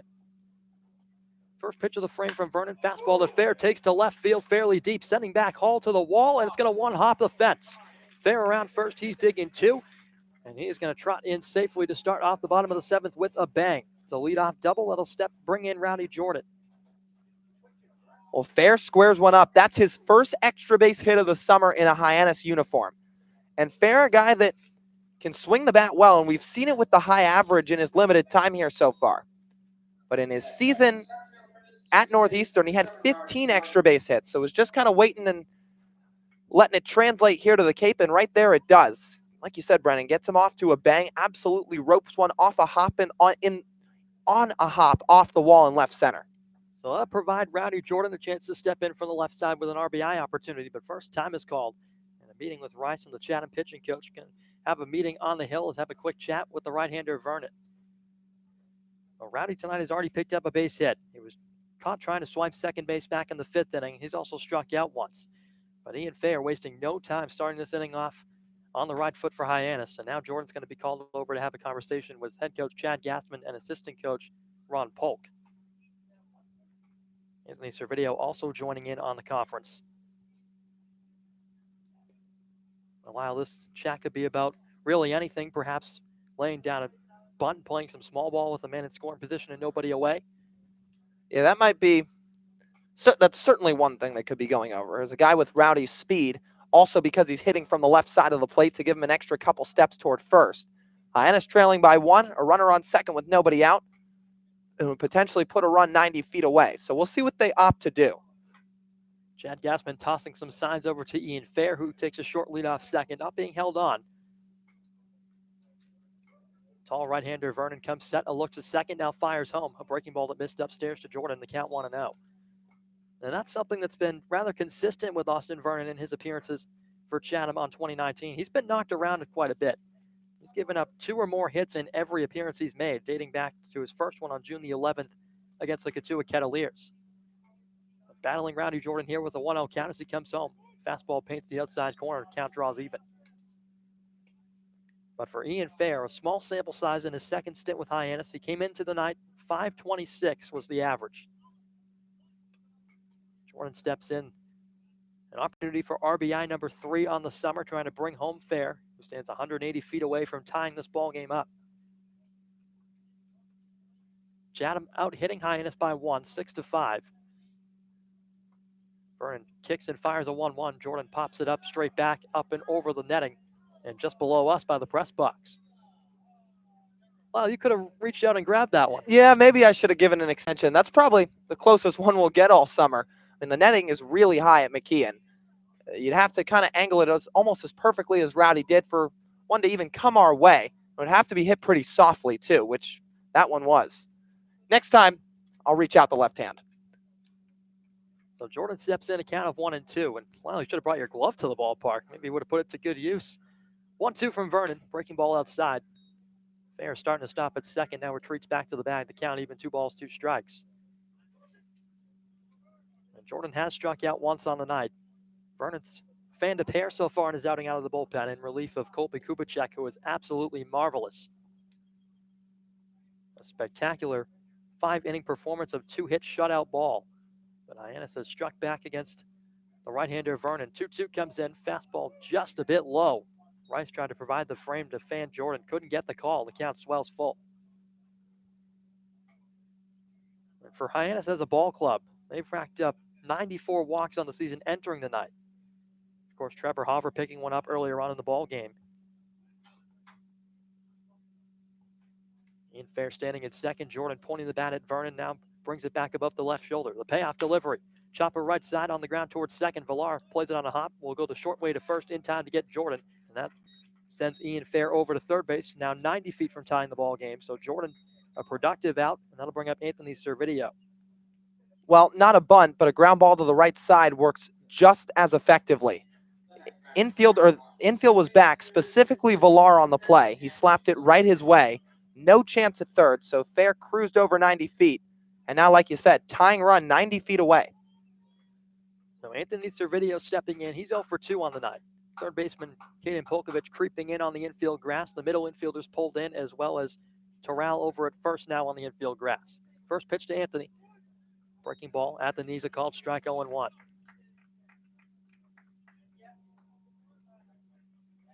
So the Chatham infield pulled in, playing a grounder, trying to keep Ian Fair from crossing the plate. Bottom of the 7th, 1 on, 1 out. Servideo and 0-1 count the pitch. Breaking ball outside. Count even to 1-1. So for Hyannis, more late game drama here tonight. From McKeon Park in Orleans a couple nights ago, Hunter Goodman provided the last laugh in that one at Eldridge Park. 1-1 to Servideo, fouled straight back into the screen. Anthony timed that one up pretty good. Just got a little bit underneath it. The count 1-2.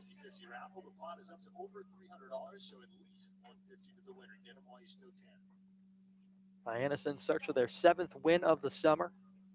And in search of points 14 and 15 to creep a little bit closer to those Bourne Braves, who Hyannis is looking up at in 4th place in the West Division. Vernon set the pitch. Servideo on the ground, through into right field, a base hit. That's going to tie the ball game. Ian Fair crosses the plate, no problem. Anthony Servideo picks up RBI number 2 of the summer, and it's a big one. 3-3 here in the 7th. Ellie worked patiently there, got an off-speed from Vernon, sat back, kept his hands back, and just drove him through the zone, pulling one toward the right side and through the 3-4 hole. Anthony Servideo, a guy who, again, looking to really get it going this summer, and that base hit could not have come at a better time. Well, Alex Terrell gave it a good effort down there at first. Laid out, but the ball just skipping under the outstretched glove as now Hackenberg steps in and takes a big hack at a fastball and comes up empty. It's 0-1. So Servideo doing the trick there for Hyannis. A run in each of the last 2 frames. 2 came in the 6th. And now the one to tie the ball game here in the 7th. Teams even across the board, 3 runs on 6 hits for both sides. Hackenberg tonight 0 for 2, trying to change the course for himself. Servideo takes off for second. Throw down is going to be just a bit late as Servideo slides in under the tag. So Servideo making his impact felt on the base paths as he scampers up to second. He's in scoring position for Hackenberg. Adam, a .237 hitter coming into the night, 2 home runs and 5 RBIs. Now a chance for 6 with 1 down. So Hyannis starting to break through against the right-hander Austin Vernon.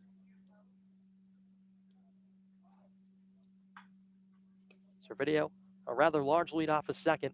Now Vernon fires home. Fastball in the dirt, chested up by Rice, and he kept it in front of him nicely to keep Servideo put. 2 balls and a strike to count to Adam as he steps out and adjusts the gloves. And the top of the order, and Jordan Westberg resides on deck. And that is a big bat at the top of the order that Vernon does not want to have to face.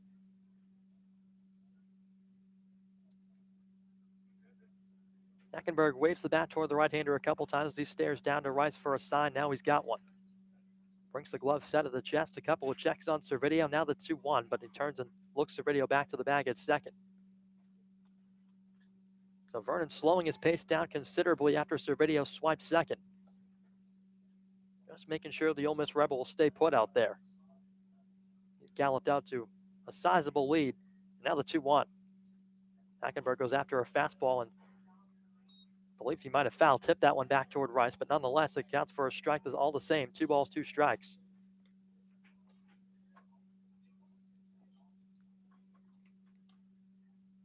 Adam rubs some dirt on the gloves and now gets some pine tar back on the gloves. 2-2 count with Vernon up on the hill, an imposing figure for sure.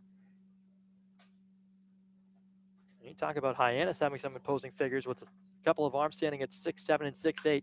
All the same as Vernon gets one off the glove, a grounder towards second. The second baseman Villar comes up with it and fires to first in time to get Hackenberg. That advances Servideo up to third base. So Hyannis 90 feet away from taking the lead with 2 down, and Jordan Westberg stepping in. Yeah, well, Vernon getting a glove on it helped it slow it down, of course. Would have been close to see if Villar could get to the ball moving to his right. But now another mound meeting set to occur, and this one will end Vernon's night. So they're going to bring in a new arm to face Jordan Westberg. Can't say we blame him here because Jordan Westberg 0 for 3 on the night, but a bat at the top of the lineup that certainly represents some trouble. So Austin Vernon exits the ballgame, a new arm coming on for the Anglers, and a tie ball game in the 7th. We'll have that for you on the other side of the break on the Cape Cod Baseball Network.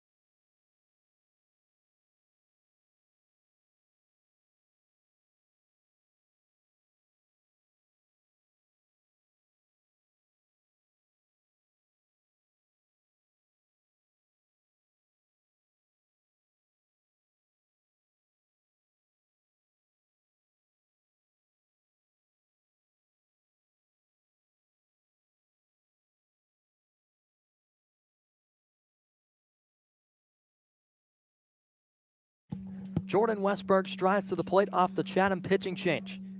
It's the southpaw out of Vanderbilt, Hugh Fisher, into the game, making his third appearance in an Anglers uniform on 2019. His second out of the bullpen is an ERA of 12 flat in 3 innings pitched, struck out 6 and walked 2 and surrendered 7 hits as well. So Westberg stepping in an RBI spot with 2 down in the bottom of the 7th.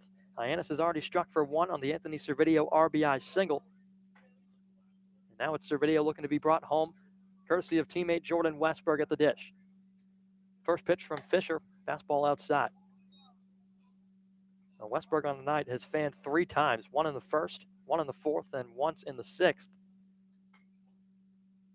Westberg on the season hitting .333 in 6 plate appearances with a runner aboard in scoring position and 2 away.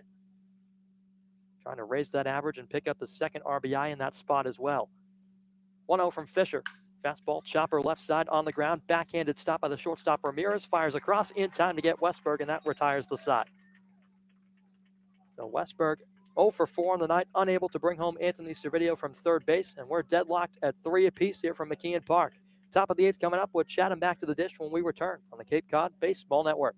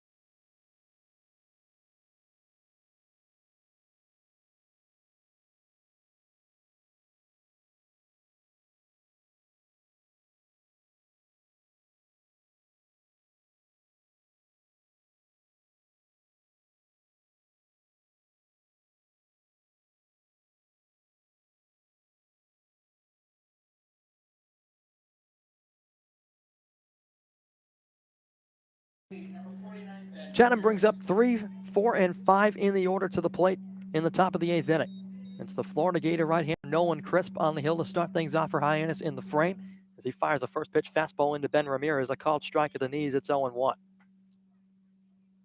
Nolan came on in relief of David Moore, who made his Cape Cod debut tonight when an inning and 2/3 of scoreless ball. As Crisp fires a breaking ball, swing and a miss from Ramirez. It's 0-2. And Chatham trying to pull ahead of YD in the Eastern Division standings. Those 2 squads tied at 32 points entering the night. As Crisp misses high with a fastball tipped off the glove of Hackenberg, it's 1-2. And for Nolan, making his 8th appearance in a Harbor Hawk uniform since his arrival on Cape Cod. He's got a 1-2 count here against Ramirez, looking for a strikeout. A bouncer right side, picked by Fair behind the bag, but foul. And Nolan's worked 15 innings on his summer, walked 7, struck out 16, surrendered 17 base knocks. He has picked up a save, an ERA of 7.20. His last outing came on July the 9th against Falmouth as part of an 8-1 defeat. Went 3 innings, 2-run ball on 5 hits as Ramirez swings at the 1-2 and pops it up left side foul. That one will drift up and over the grandstands out of play. So for Nolan, it's been an up and down summer. He had a pair of back-to-back appearances on June the 28th and the 30th against Harwich and Bourne, in which he went an inning in each contest, giving up no hits and no runs. That game against Bourne is where he picked up the save. Ramirez swings at a 1-2, bloops one in the air to shallow right field, coming on and sliding and making the grab, Rigsby Mosley. How about that for a fine play? Rigsby slides and takes one off the carpet and robs Ben Ramirez of a base hit to start the 8th inning. That'll transition things to Jamal O'Gwin. Rigsby flashing the leather on that last play to start off the 8th inning, providing Crisp with some help on the hill, and in steps a tough out in the starting left fielder for next weekend's All-Star game, Jamal O'Gwin. Swung onto the first pitch fastball and sent it back into the screen, 0-1. for O'Gwyn, been an absolute powerhouse at the plate for these Chatham Anglers in 2019 as he watches a high fastball 1-1. A .291 hitter on the summer. He's launched 3 home runs and picked up 17 RBIs. Rightfully earned himself a position in the starting lineup of the All-Star game next weekend. Cuts and misses through a fastball from Crisp. He's down 1-2. So Chatham looking to pull ahead in the hit column again in the 8th inning. As Crisp fires a 1-2. Swing and a miss, strike 3. So Nolan picks up his second strikeout of the evening. Fans O'Gwyn for the second out of the 8th inning. That'll bring up Alex Terrell. And for these Anglers offensively, again, been a rocky up and down season, but they've maintained in first place thanks in large part to their pitching on the hill, which has been absolutely phenomenal as Chris misses downstairs with a breaking ball. It's 1-0. And across the board, Chatham sporadic in every offensive category. Terrell sends one in the air to shallow left center. Moving after it, Jordan over to his right a couple steps, makes the grab on the move, and that ends the inning. In the blink of an eye, the top of the 8th concludes. Hyannis back to the plate, trying to strike back for the lead on the Cape Cod Baseball Network.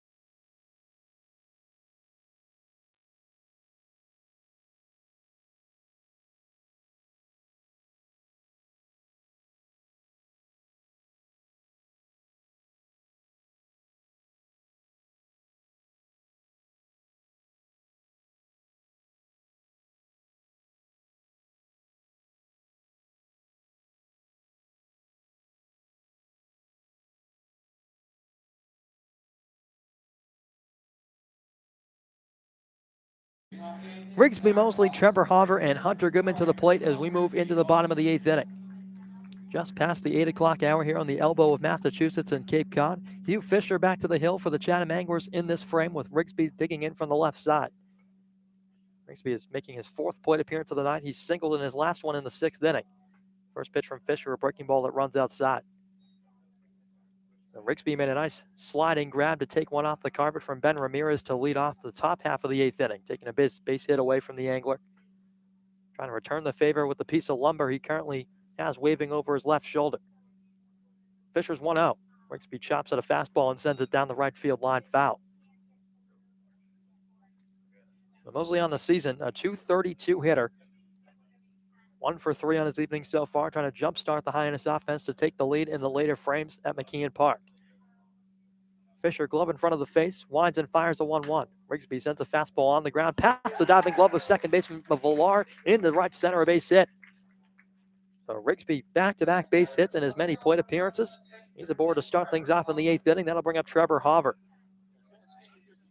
This Hyannis offense showing some signs of life late. Trevor digs in. He's got a base hit. He's been aboard twice with a walk as well. That one tying Jamal O'Gwyn on the flip side, who currently sits on the bench, the DH tonight for Chatham. Watching on to see if his Chatham Anglers can shut down this Harbor Hawk lineup, who has come to life once again later on here in the ball game. Hyannis struck for 2 in the 6th, 1 in the 7th to tie it at 3 apiece. That's where we sit now. Lefty-lefty matchup, Hoover and Fisher. As a fastball runs up and high and tight on Hoover. It's 1-0. And Hugh Fisher, the southpaw out of Vanderbilt, stands at 6'5", 195. Made the jump up here to Cape Cod this summer from the NECBL last summer, where he hurled with the Newport Gulls. 1-0 to Trevor. Breaking ball, big, looping one in for a strike right down Broadway to count evens.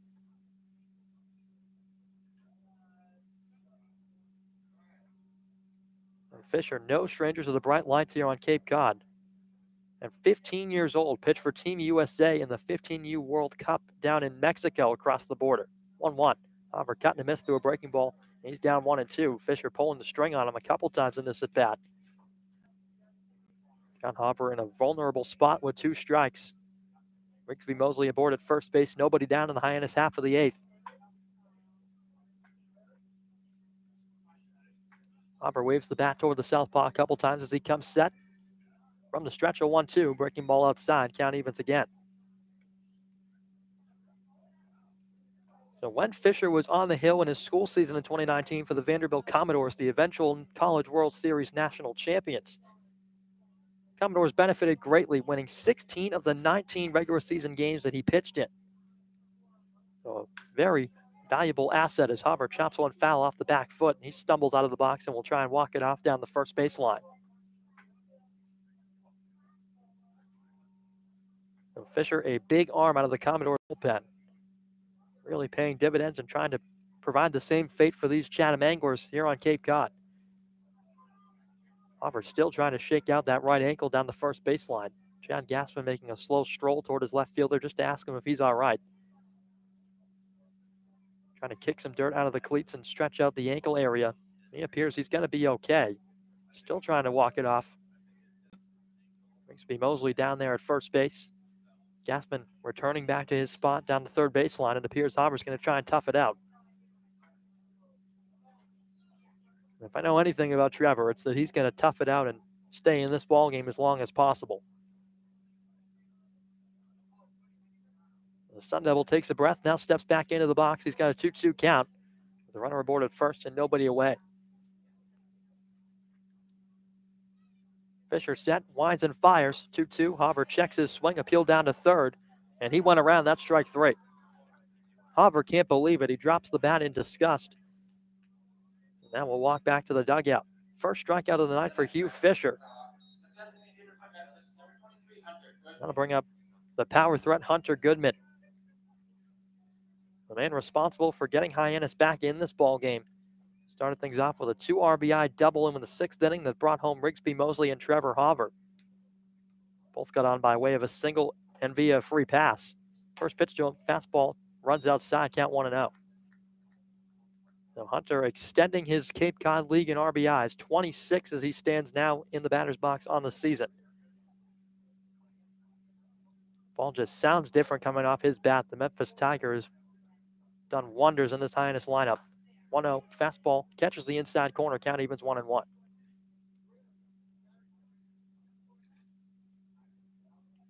So Hunter will be bringing that big bat, of course, as we've touched upon multiple times tonight, to the All-Star game in Orleans next Sunday, as well as the Home Run Derby competition. Wiggling the bat above his right shoulder, a 1-1, sends it on the ground, past the glove of Polkovich into left, a base hit. Up to second base, the runner Rigsby Mosley. Hunter Goodman finds another way aboard, this time with a single. He's got himself a 2-hit night. And that will give Jared DeSantolo a chance. DeSantolo trying to battle his way atop the leaderboard average-wise on Cape Cod. Came into the evening third in the race with Wyatt Young and Zach DeLoach of Falmouth. Of course, Wyatt Young, the ever-dangerous hitting second baseman, is a part of the YD Red Sox, who Hyannis saw on the 3rd and 4th of July as we flip the calendar month. Mosley stands at second, Goodman at first, and DeSantolo, the hitter at the plate, 0 for 3 on his evening. Pair of strikeouts and trying to change his fortunes here against the southpaw from Vanderbilt. First pitch, breaking ball, swing and a miss, strike 1.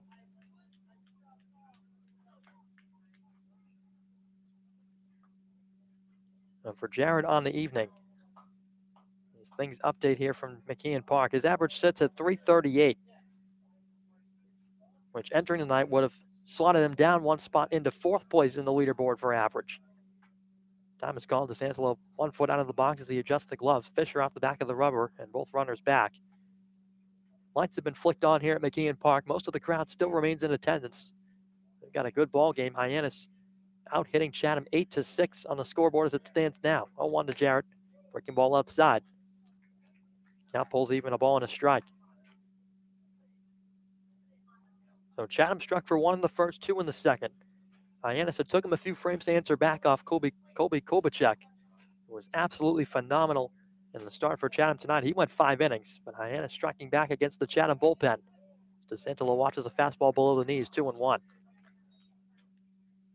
24 for 68 on the season for Jared. A home run and 4 RBIs to go with it. He's got a chance to pick up number 5 right here if we can find a gap. And a pretty sizable one between the center fielder Davis and the right fielder Hyannis out in the alley. But DeSantolo has hit off lefties especially well this season as a 2-1 comes in, slaps it foul to the left off the netting. 2 balls and 2 strikes to Jared.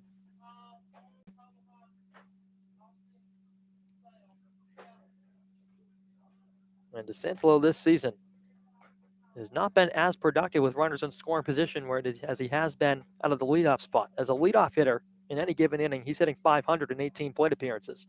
But with runners in scoring position, just 222. Trying to come up clutch here for Hyannis in the 8th inning as he calls time and steps out. So this would be a big one for Hyannis if they can get it. It would give them points 14 and 15 on the season going into another meeting tomorrow with these anglers. Of course, they took a win against Orleans back on Friday. Swing and a miss. DeSantolo foul tips it into the glove of Garza on the 2-2 pitch. And the catcher able to hold on to it. DeSantolo strikes out for the 3rd time and the 2nd out of the inning. That'll bring up Ian Fair with 2 down. 2nd strikeout of the night, notched by Hugh Fisher. And the Northeastern Huskies set to dig in with 2 away and a runner in scoring position. 2 aboard, that is. Rigsby Mosley, the runner at 2nd. Goodman at 1st. Ian Fair, an opportunity for RBI number 2, and it would give Hyannis the lead back here at home. Takes a look at a fastball in the inside corner. Fisher, painting the inside black nicely. Count 0-1.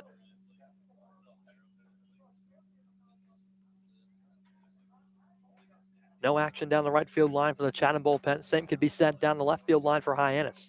Fair cuts and misses through an 0-1 fastball upstairs. 0-2 the count.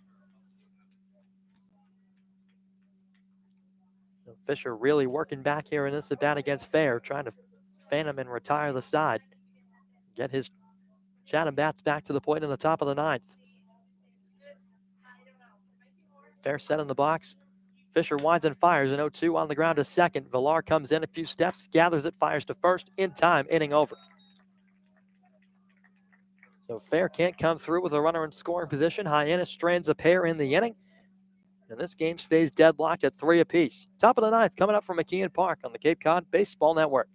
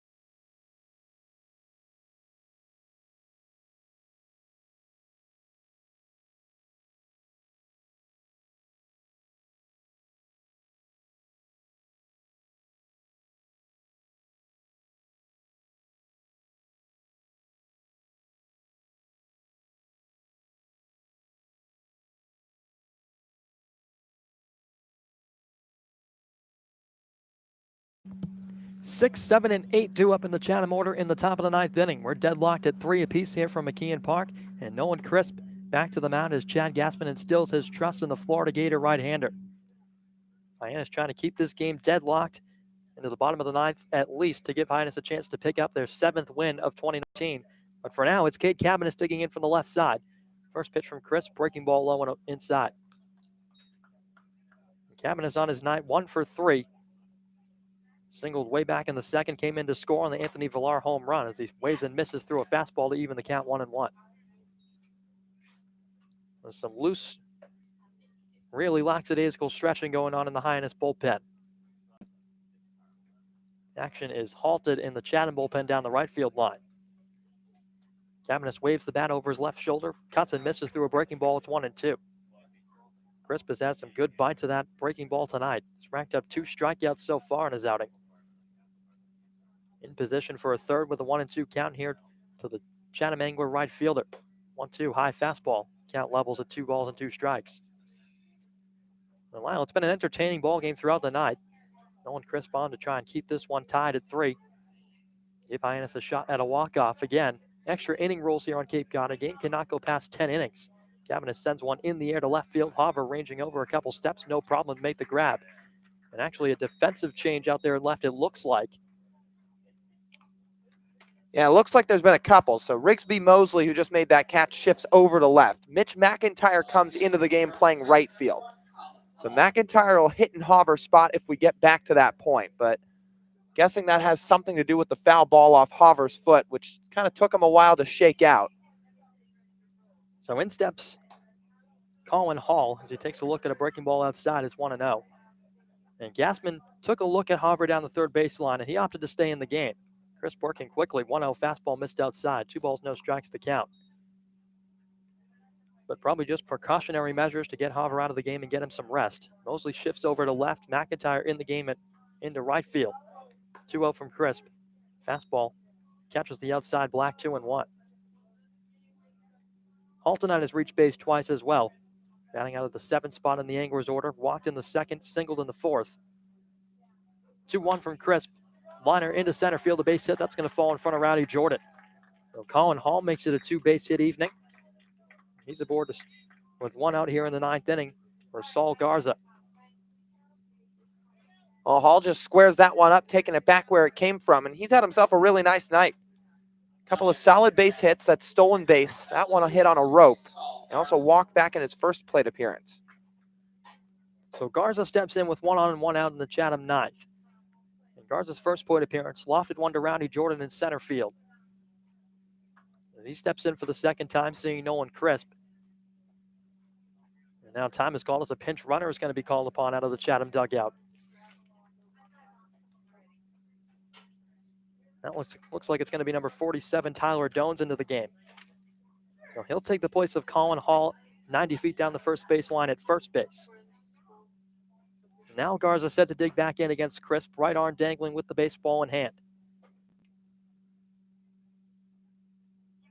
Spinning a fire back to first, no tag applied from fair. In safely is Dones, getting his uniform dirty right away off the bench. And Brendan, you talk about the extra innings. Let's not forget these two have been in an extra inning affair, and it came here at McKeon Park on opening night. And Chatham ended up taking that game by a score of 5-4.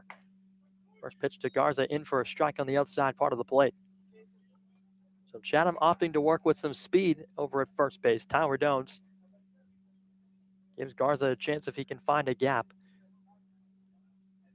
Another spin and a fire back to first. This time a bit high, but fair, no problem reaching up and snagging it. Dones back in safely, already back to his lead. So Anthony Villar, the big bat who launched the home run and picked up a pair of RBIs earlier in the game, is on deck. Crisp out of the stretch with an 0-1 count. Couple checks over the shoulder to first, now comes home. Fastball just outside. Hackenberg trying to give him a frame. Instead, the count 1-1. Some left-handed action now getting up and going in the Hyannis pen.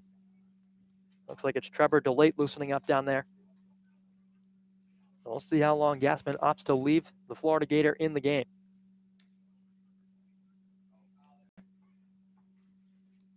A pause now, a spin and a fire back again. Dones in safely this time again. Fair digging one out of the dirt to throw a bit low from Crisp. So the Gator slowing down his pace a little bit with Dones aboard at first. The pinch runner into the game possesses some speed. Trying to make sure and keep him honest over there at the bag. Crisp brings the glove set at the chest. Garza into his stance, a 1-1. Breaking ball outside. Hackenberg swipes it on the backhand. Crisp into a 2-1 count. Chatham trying to give the right-hander something to sweat about out there. Already a runner aboard at first, but 1 down in the inning. Hyannis trying to get back to the plate in the bottom of the ninth with this game still tied at the very least. The 2-1.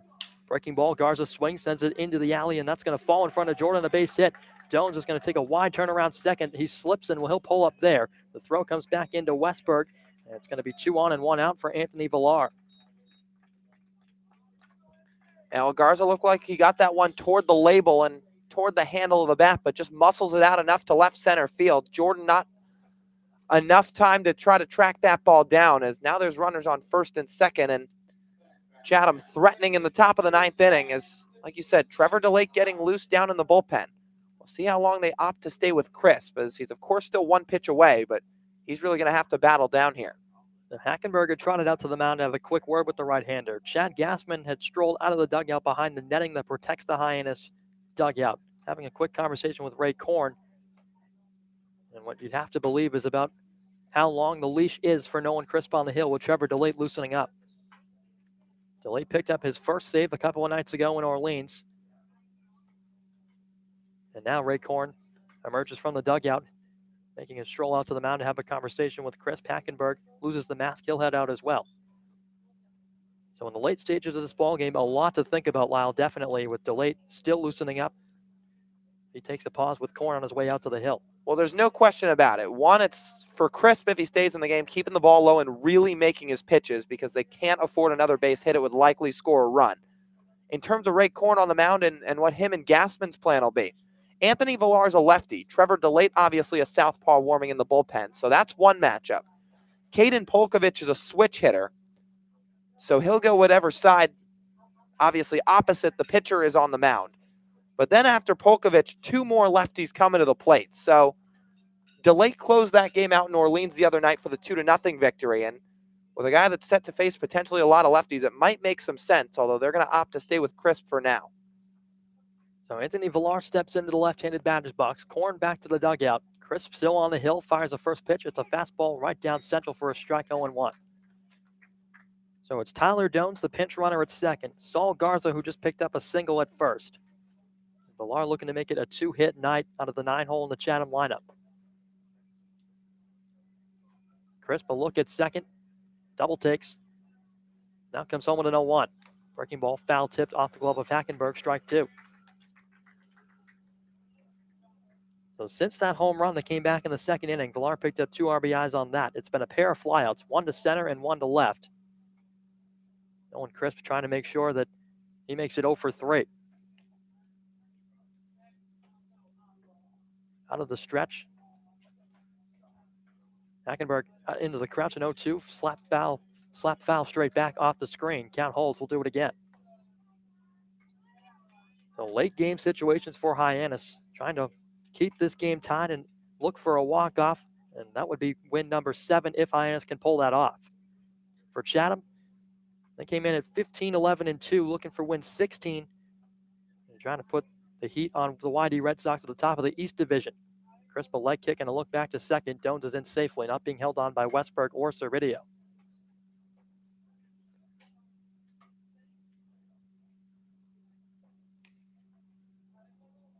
Crisp working from the right side of the rubber. He's got an 0-2 count against Villar.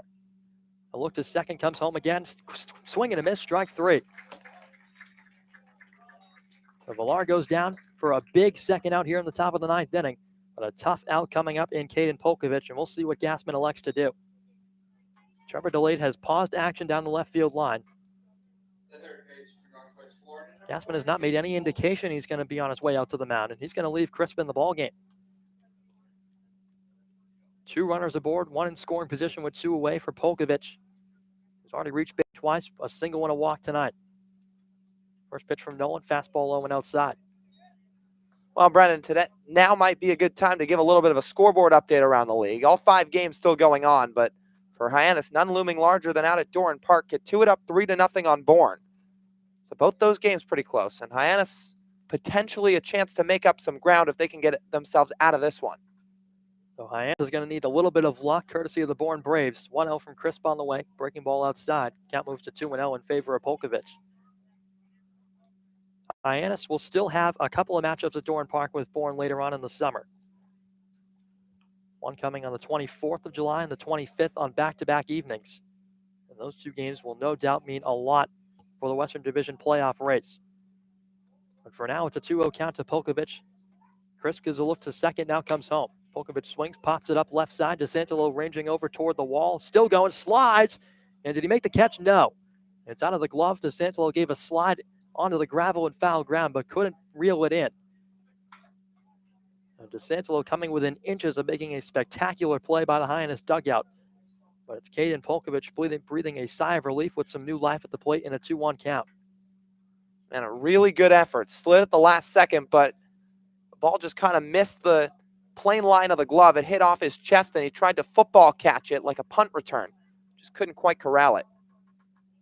So 2-1 with Doan still at second and Garza still aboard at first.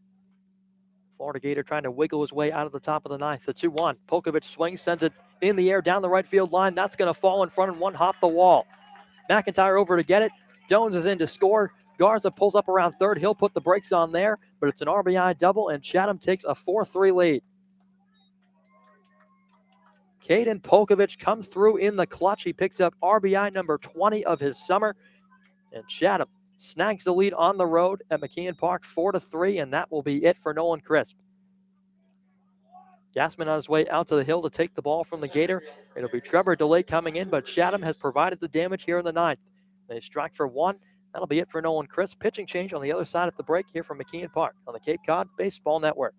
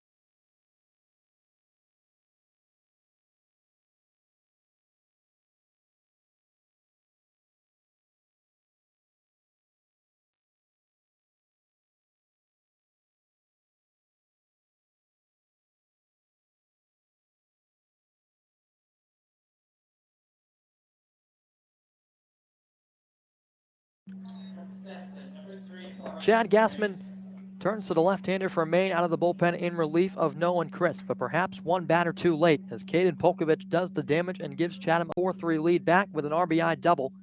And brought home Tyler Dones, another pinch hitter into the game for Chatham. This will be number 3, Jorge Arenas stepping in.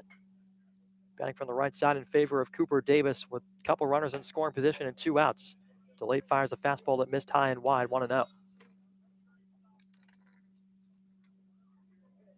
So Polkovich picked up an RBI last night in the 1-1 tie against the windy Red Sox, but perhaps none bigger than the one right here at McKeon Park. Fastball inside, dusting Arenas back off the plate a bit. Count moves to 2 balls and no strikes. And for DeLay on the hill, he's making his 3rd appearance in a Hyannis uniform on 2019.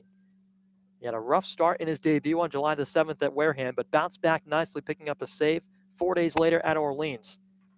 There was a spotless performance. He went an inning without allowing a hit. Snap throw back to third from Hackenberg. He gets down the left field line and past DeSantolo. getting to his feet and scampering home is Saul Garza. Right behind him to score a second run, Caden Polkovich.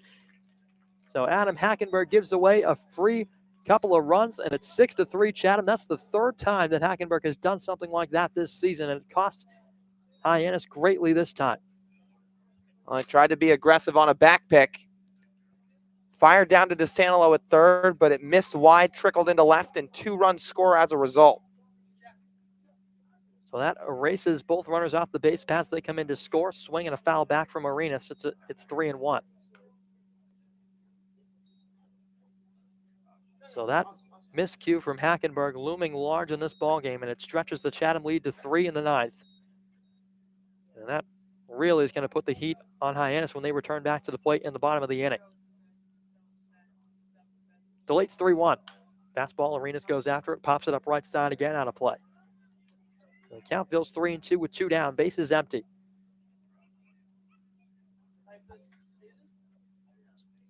So Tom Holliday opted to go with Hyannis. Perhaps the better bat over Cooper Davis tonight speaking, but Hyannis not even having to lift the bat off his shoulder to bring in a couple of runs. 3-2 from Delate. Swinging a foul back off the screen. Count holds. So the first error of the ball game for either side, a costly one. Adam Hackenberg trying to backpick the runner Tyler Dones down at third base. Couldn't pull it off. DeSantillo tried to save it with the body, but it got past him down the left field line. Delate fires a 3-2. Fastball outside, and he walks him. So Hyannis down to first base, and that extends the top of the ninth inning. That will bring up Ben Ramirez. Well, Delate started to fight back from that 3-0 count. He got Hyannis to foul off a couple. He was going green light on 3-0, which he fouled away. But that one just missing too high and away as Hyannis draws the 2-out walk. So Ben Ramirez steps in for the 5th time. A 1-for-4 night to this point as he swings at the first pitch and bloops one into center. Jordan coming on, but he'll let it fall in front of him. It's a base hit. Hyannis pulling up at second base, and it's still 2 runners aboard for Jamal O'Gwynn with 2 down in the ninth. Well, Ramirez right there picks up his 2nd hit of the night. That one just off the end of the bat as he flares it into center, and it dropped too far in front of Rowdy Jordan. So Delate has now worked himself into a little bit of extra trouble. We'll see if he can minimize it with O'Gwynn at the plate. And O'Gwynn has been kept quiet for most of the night, but his teammates have picked him up in a big way. 6-3 to score as O'Gwynn cuts and misses through a low fastball. It's 0-1. So the Hyannis bullpen, once again, maybe through no fault of their own. Hackenberg with the error down the third base line, but Chatham taking the lead late here at McKeon Park on the road. As an 0-1 from Delate comes in, chopper foul straight back and off to the left.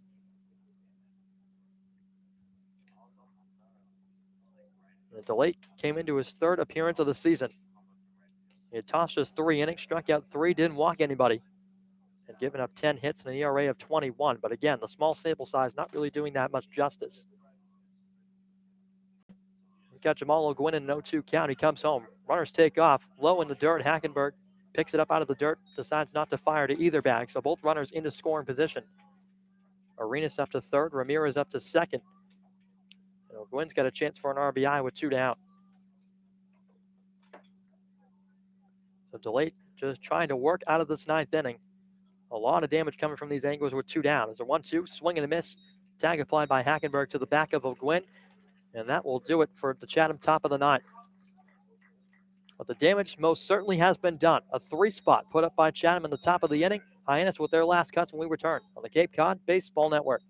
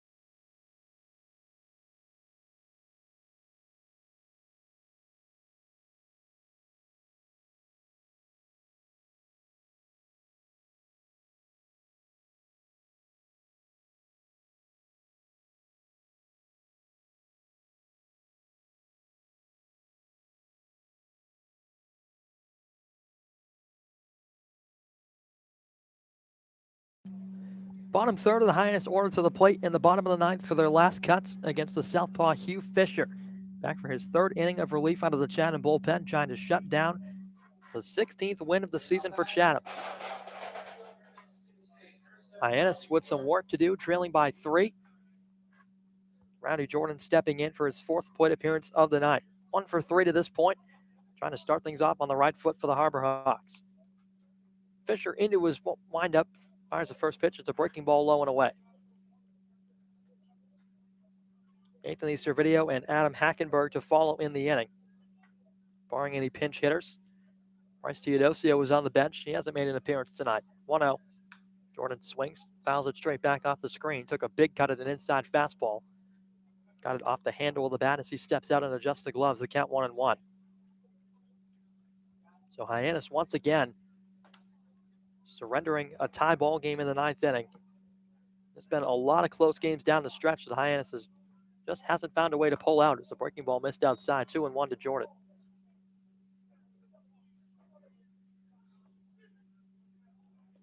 Hyannis had been known the past couple of games to strand a lot of runners on base. Tonight, not really the case. Just 6 to this point as we enter the bottom of the 9th inning. 2-1 from Fisher. Jordan swings again, sends it straight back. 2 balls and 2 strikes. And Lyle, this offense that had been so potent through the last week and a half or so has just fallen flat the past couple of games. It was enough in Orleans and a 2-0 win on the back of a splendid performance by the pitching staff. But tonight, the Chatham Anglers up 6-3 as we enter play in the 9th. The 2-2 to Jordan. Fastball inside. Count swells full. Yeah, and then as you look at the last 3 games, at least coming into tonight, Hyannis as a team had only scored 5 runs total.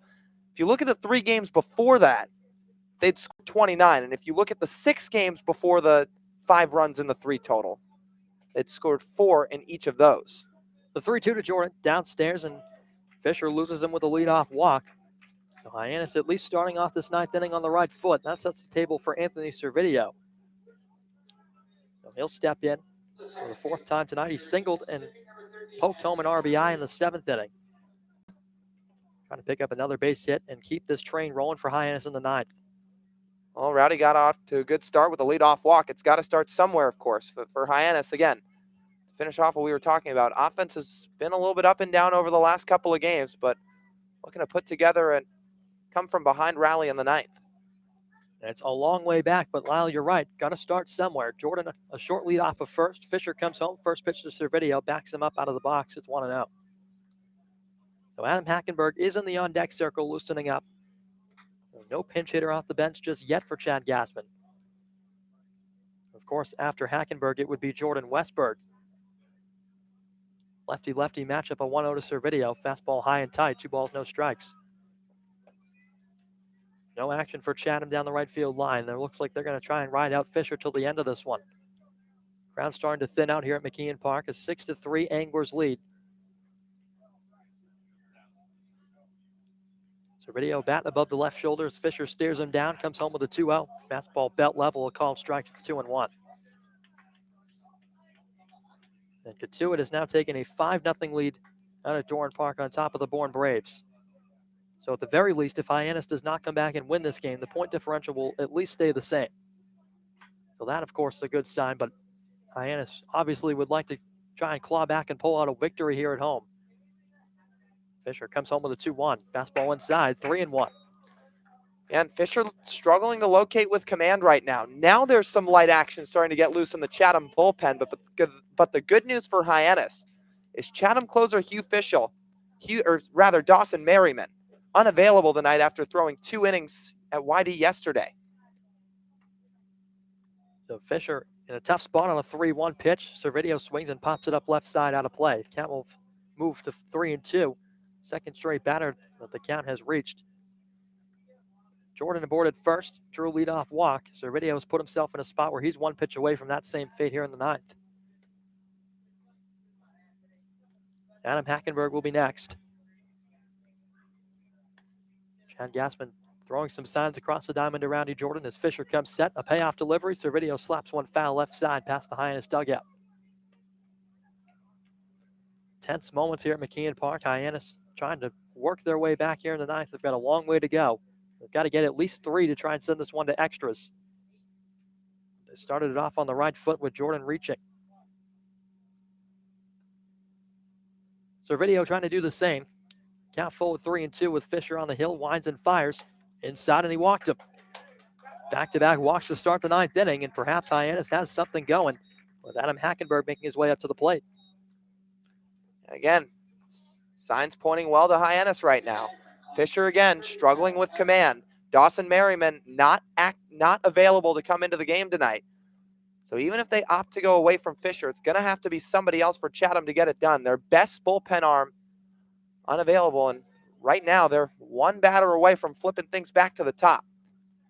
So now a meeting on the mound for Fisher, probably just to try and settle him down and give that right-handed arm down the right field line some time to loosen up. So Hackenberg will be the hitter when action resumes. It's a couple runners aboard, Jordan and Servideo, both by way of a walk. And Fisher, in his 3 innings pitched so far, he has made just 2 appearances coming into tonight, but he had only walked 2. So he's now doubled his total in the 2019 summer with Hackenberg coming to the dish. He's got a runner in scoring position right now. But Hackenberg this season in that spot, a 222 average. And there's nothing he'd love more right now than to uptick that average with runners in scoring position and also make up for the defensive miscue back in the top of the ninth, because Hackenberg currently represents the tying run. He's obviously got some power. On the season, 2 long balls, 5 runs batted in. So now meeting concludes. Hackenberg steps in, taps the plate a couple times as Fisher toes the rubber from the third base side. It's 2 on, nobody down in the Hyannis half of the ninth. These Harbor Hawks just trying to take it one step at a time to try and work their way back against the Chatham Anglers. Fisher winds and fires. First pitch, fastball outside, 1-0. Chatham fans in attendance not exactly happy, voicing their concerns to home plate umpire Jeff Merzell. Just off the outside corner, count 1-0 to Hackenberg. Fisher winds and fires, fastball low. 2 balls and no strikes. Really struggling with the location here in the ninth inning. And now Hyannis dugout starting to get a little bit antsy. Everybody up on the railing. Same could be said for Chatham across the diamond.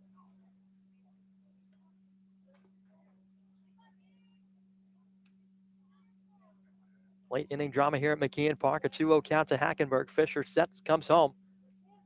Just a get me over pitch. Picks up the outside corner. The count moves to 2-1. And that's the right move from Hackenberg, too. With Fisher struggling with command, make him throw you 1 strike and then get to business. So now Hackenberg's going to call time. He was walking down to meet Chad Gassman about halfway in between third and home plate.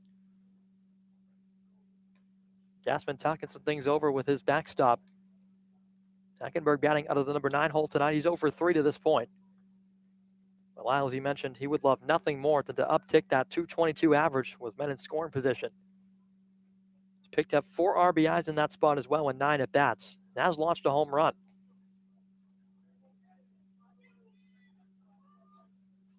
It's been a couple of ground outs and back-to-back plate appearances for Adam as he steps back in with a 2-1 count. Hyannis making Fisher sweat a bit on the mound here in the ninth inning. The 2-1. Fastball, big cut and a miss from Hackenberg, 2-2. That one was center cut. Hackenberg was trying to square it up and tie this ball game with 1 swing. Came up empty and finds himself in a 2-2 count. Hyannis has put up 3 runs on 8 hits to this point. Chatham 6 on 10 hits. Hyannis trying to take it 1 step at a time and inch a bit closer against the southpaw from Vanderbilt. Hackenberg swings at a 2-2 and golfs it down the right field line out of play. Adam doing what he can to stay alive. Fisher trying to go down and out of the zone. Hackenberg offered, but able to get a piece. Gotta love late inning drama, Lyle, don't you? Oh, absolutely. There's nothing more thrilling in the game of baseball, especially when it's 9th inning drama. As it stands right now, 2 aboard. A 2-2 count to the catcher, Hackenberg, and it's been a long at-bat. Fisher atop the hill, the 2-2 comes home. Hackenberg swings, sends it in the air toward right center. Moving after it, Cabanis sees toward the track. He'll make the grab. Tagging and scampering up to third, Jordan. The throw coming in, sliding in safely, Jordan, as the throw is late. Holding at first base, the runner, Anthony Servideo, but Jordan 90 feet away from making it a 2-run ball game. So Hackenberg flies out to right, but a productive out moving a runner-up, and that'll bring up Jordan Westberg. And who better in a situation like this? Absolutely. And Westberg, a guy who's now 0 for his last 14. And again, expected regression, but not to say he's never going to pick up another hit again, because he is. This guy can flat out hit and hit a lot. We saw it the first 20 at-bats of the season for him, and now he's got himself in a big situation. And you got to figure he's due for a breakout soon. 0 for his last 14, as Lyle you just mentioned. 0 for 4 tonight with a trio of strikeouts. First fastball down, 1-0.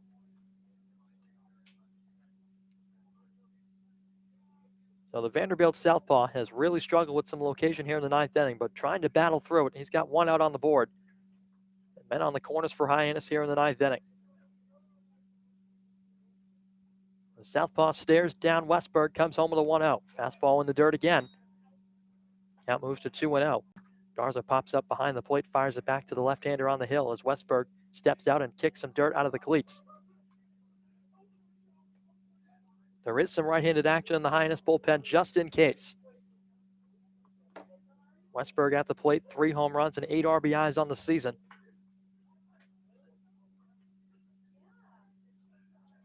Fisher set, comes home. High fastball, but a called strike at the top of the zone, just under the letters on the jersey of Westberg. It's 2-1.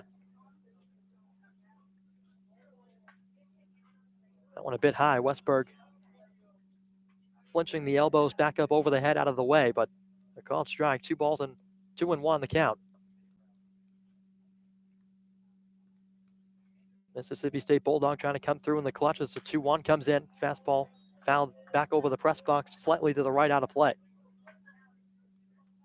So it's Rowdy Jordan aboard at third. Anthony Servideo across the diamond at first. Westberg at the plate as Jeff Merzell will fill up the pockets with some new baseballs. Double play is in order. Ramirez and Villar shaded a bit toward the second base bag. Westberg trying to prolong this ball game for the time being, and at least pick up RBI number 9 on the season and bring home Rowdy Jordan to make it a 6-4 ball game. Fisher comes set, now a 2-2. Westberg swings, a ground ball to second. Villar to Ramirez for 1, back to first, and that's the ball game. Westberg grounds into a 4-6-3 double play to end it, and Chatham hangs on to pick up points 33 and 34 of their summer. They win it by a final of 6-3 here at McKeon Park.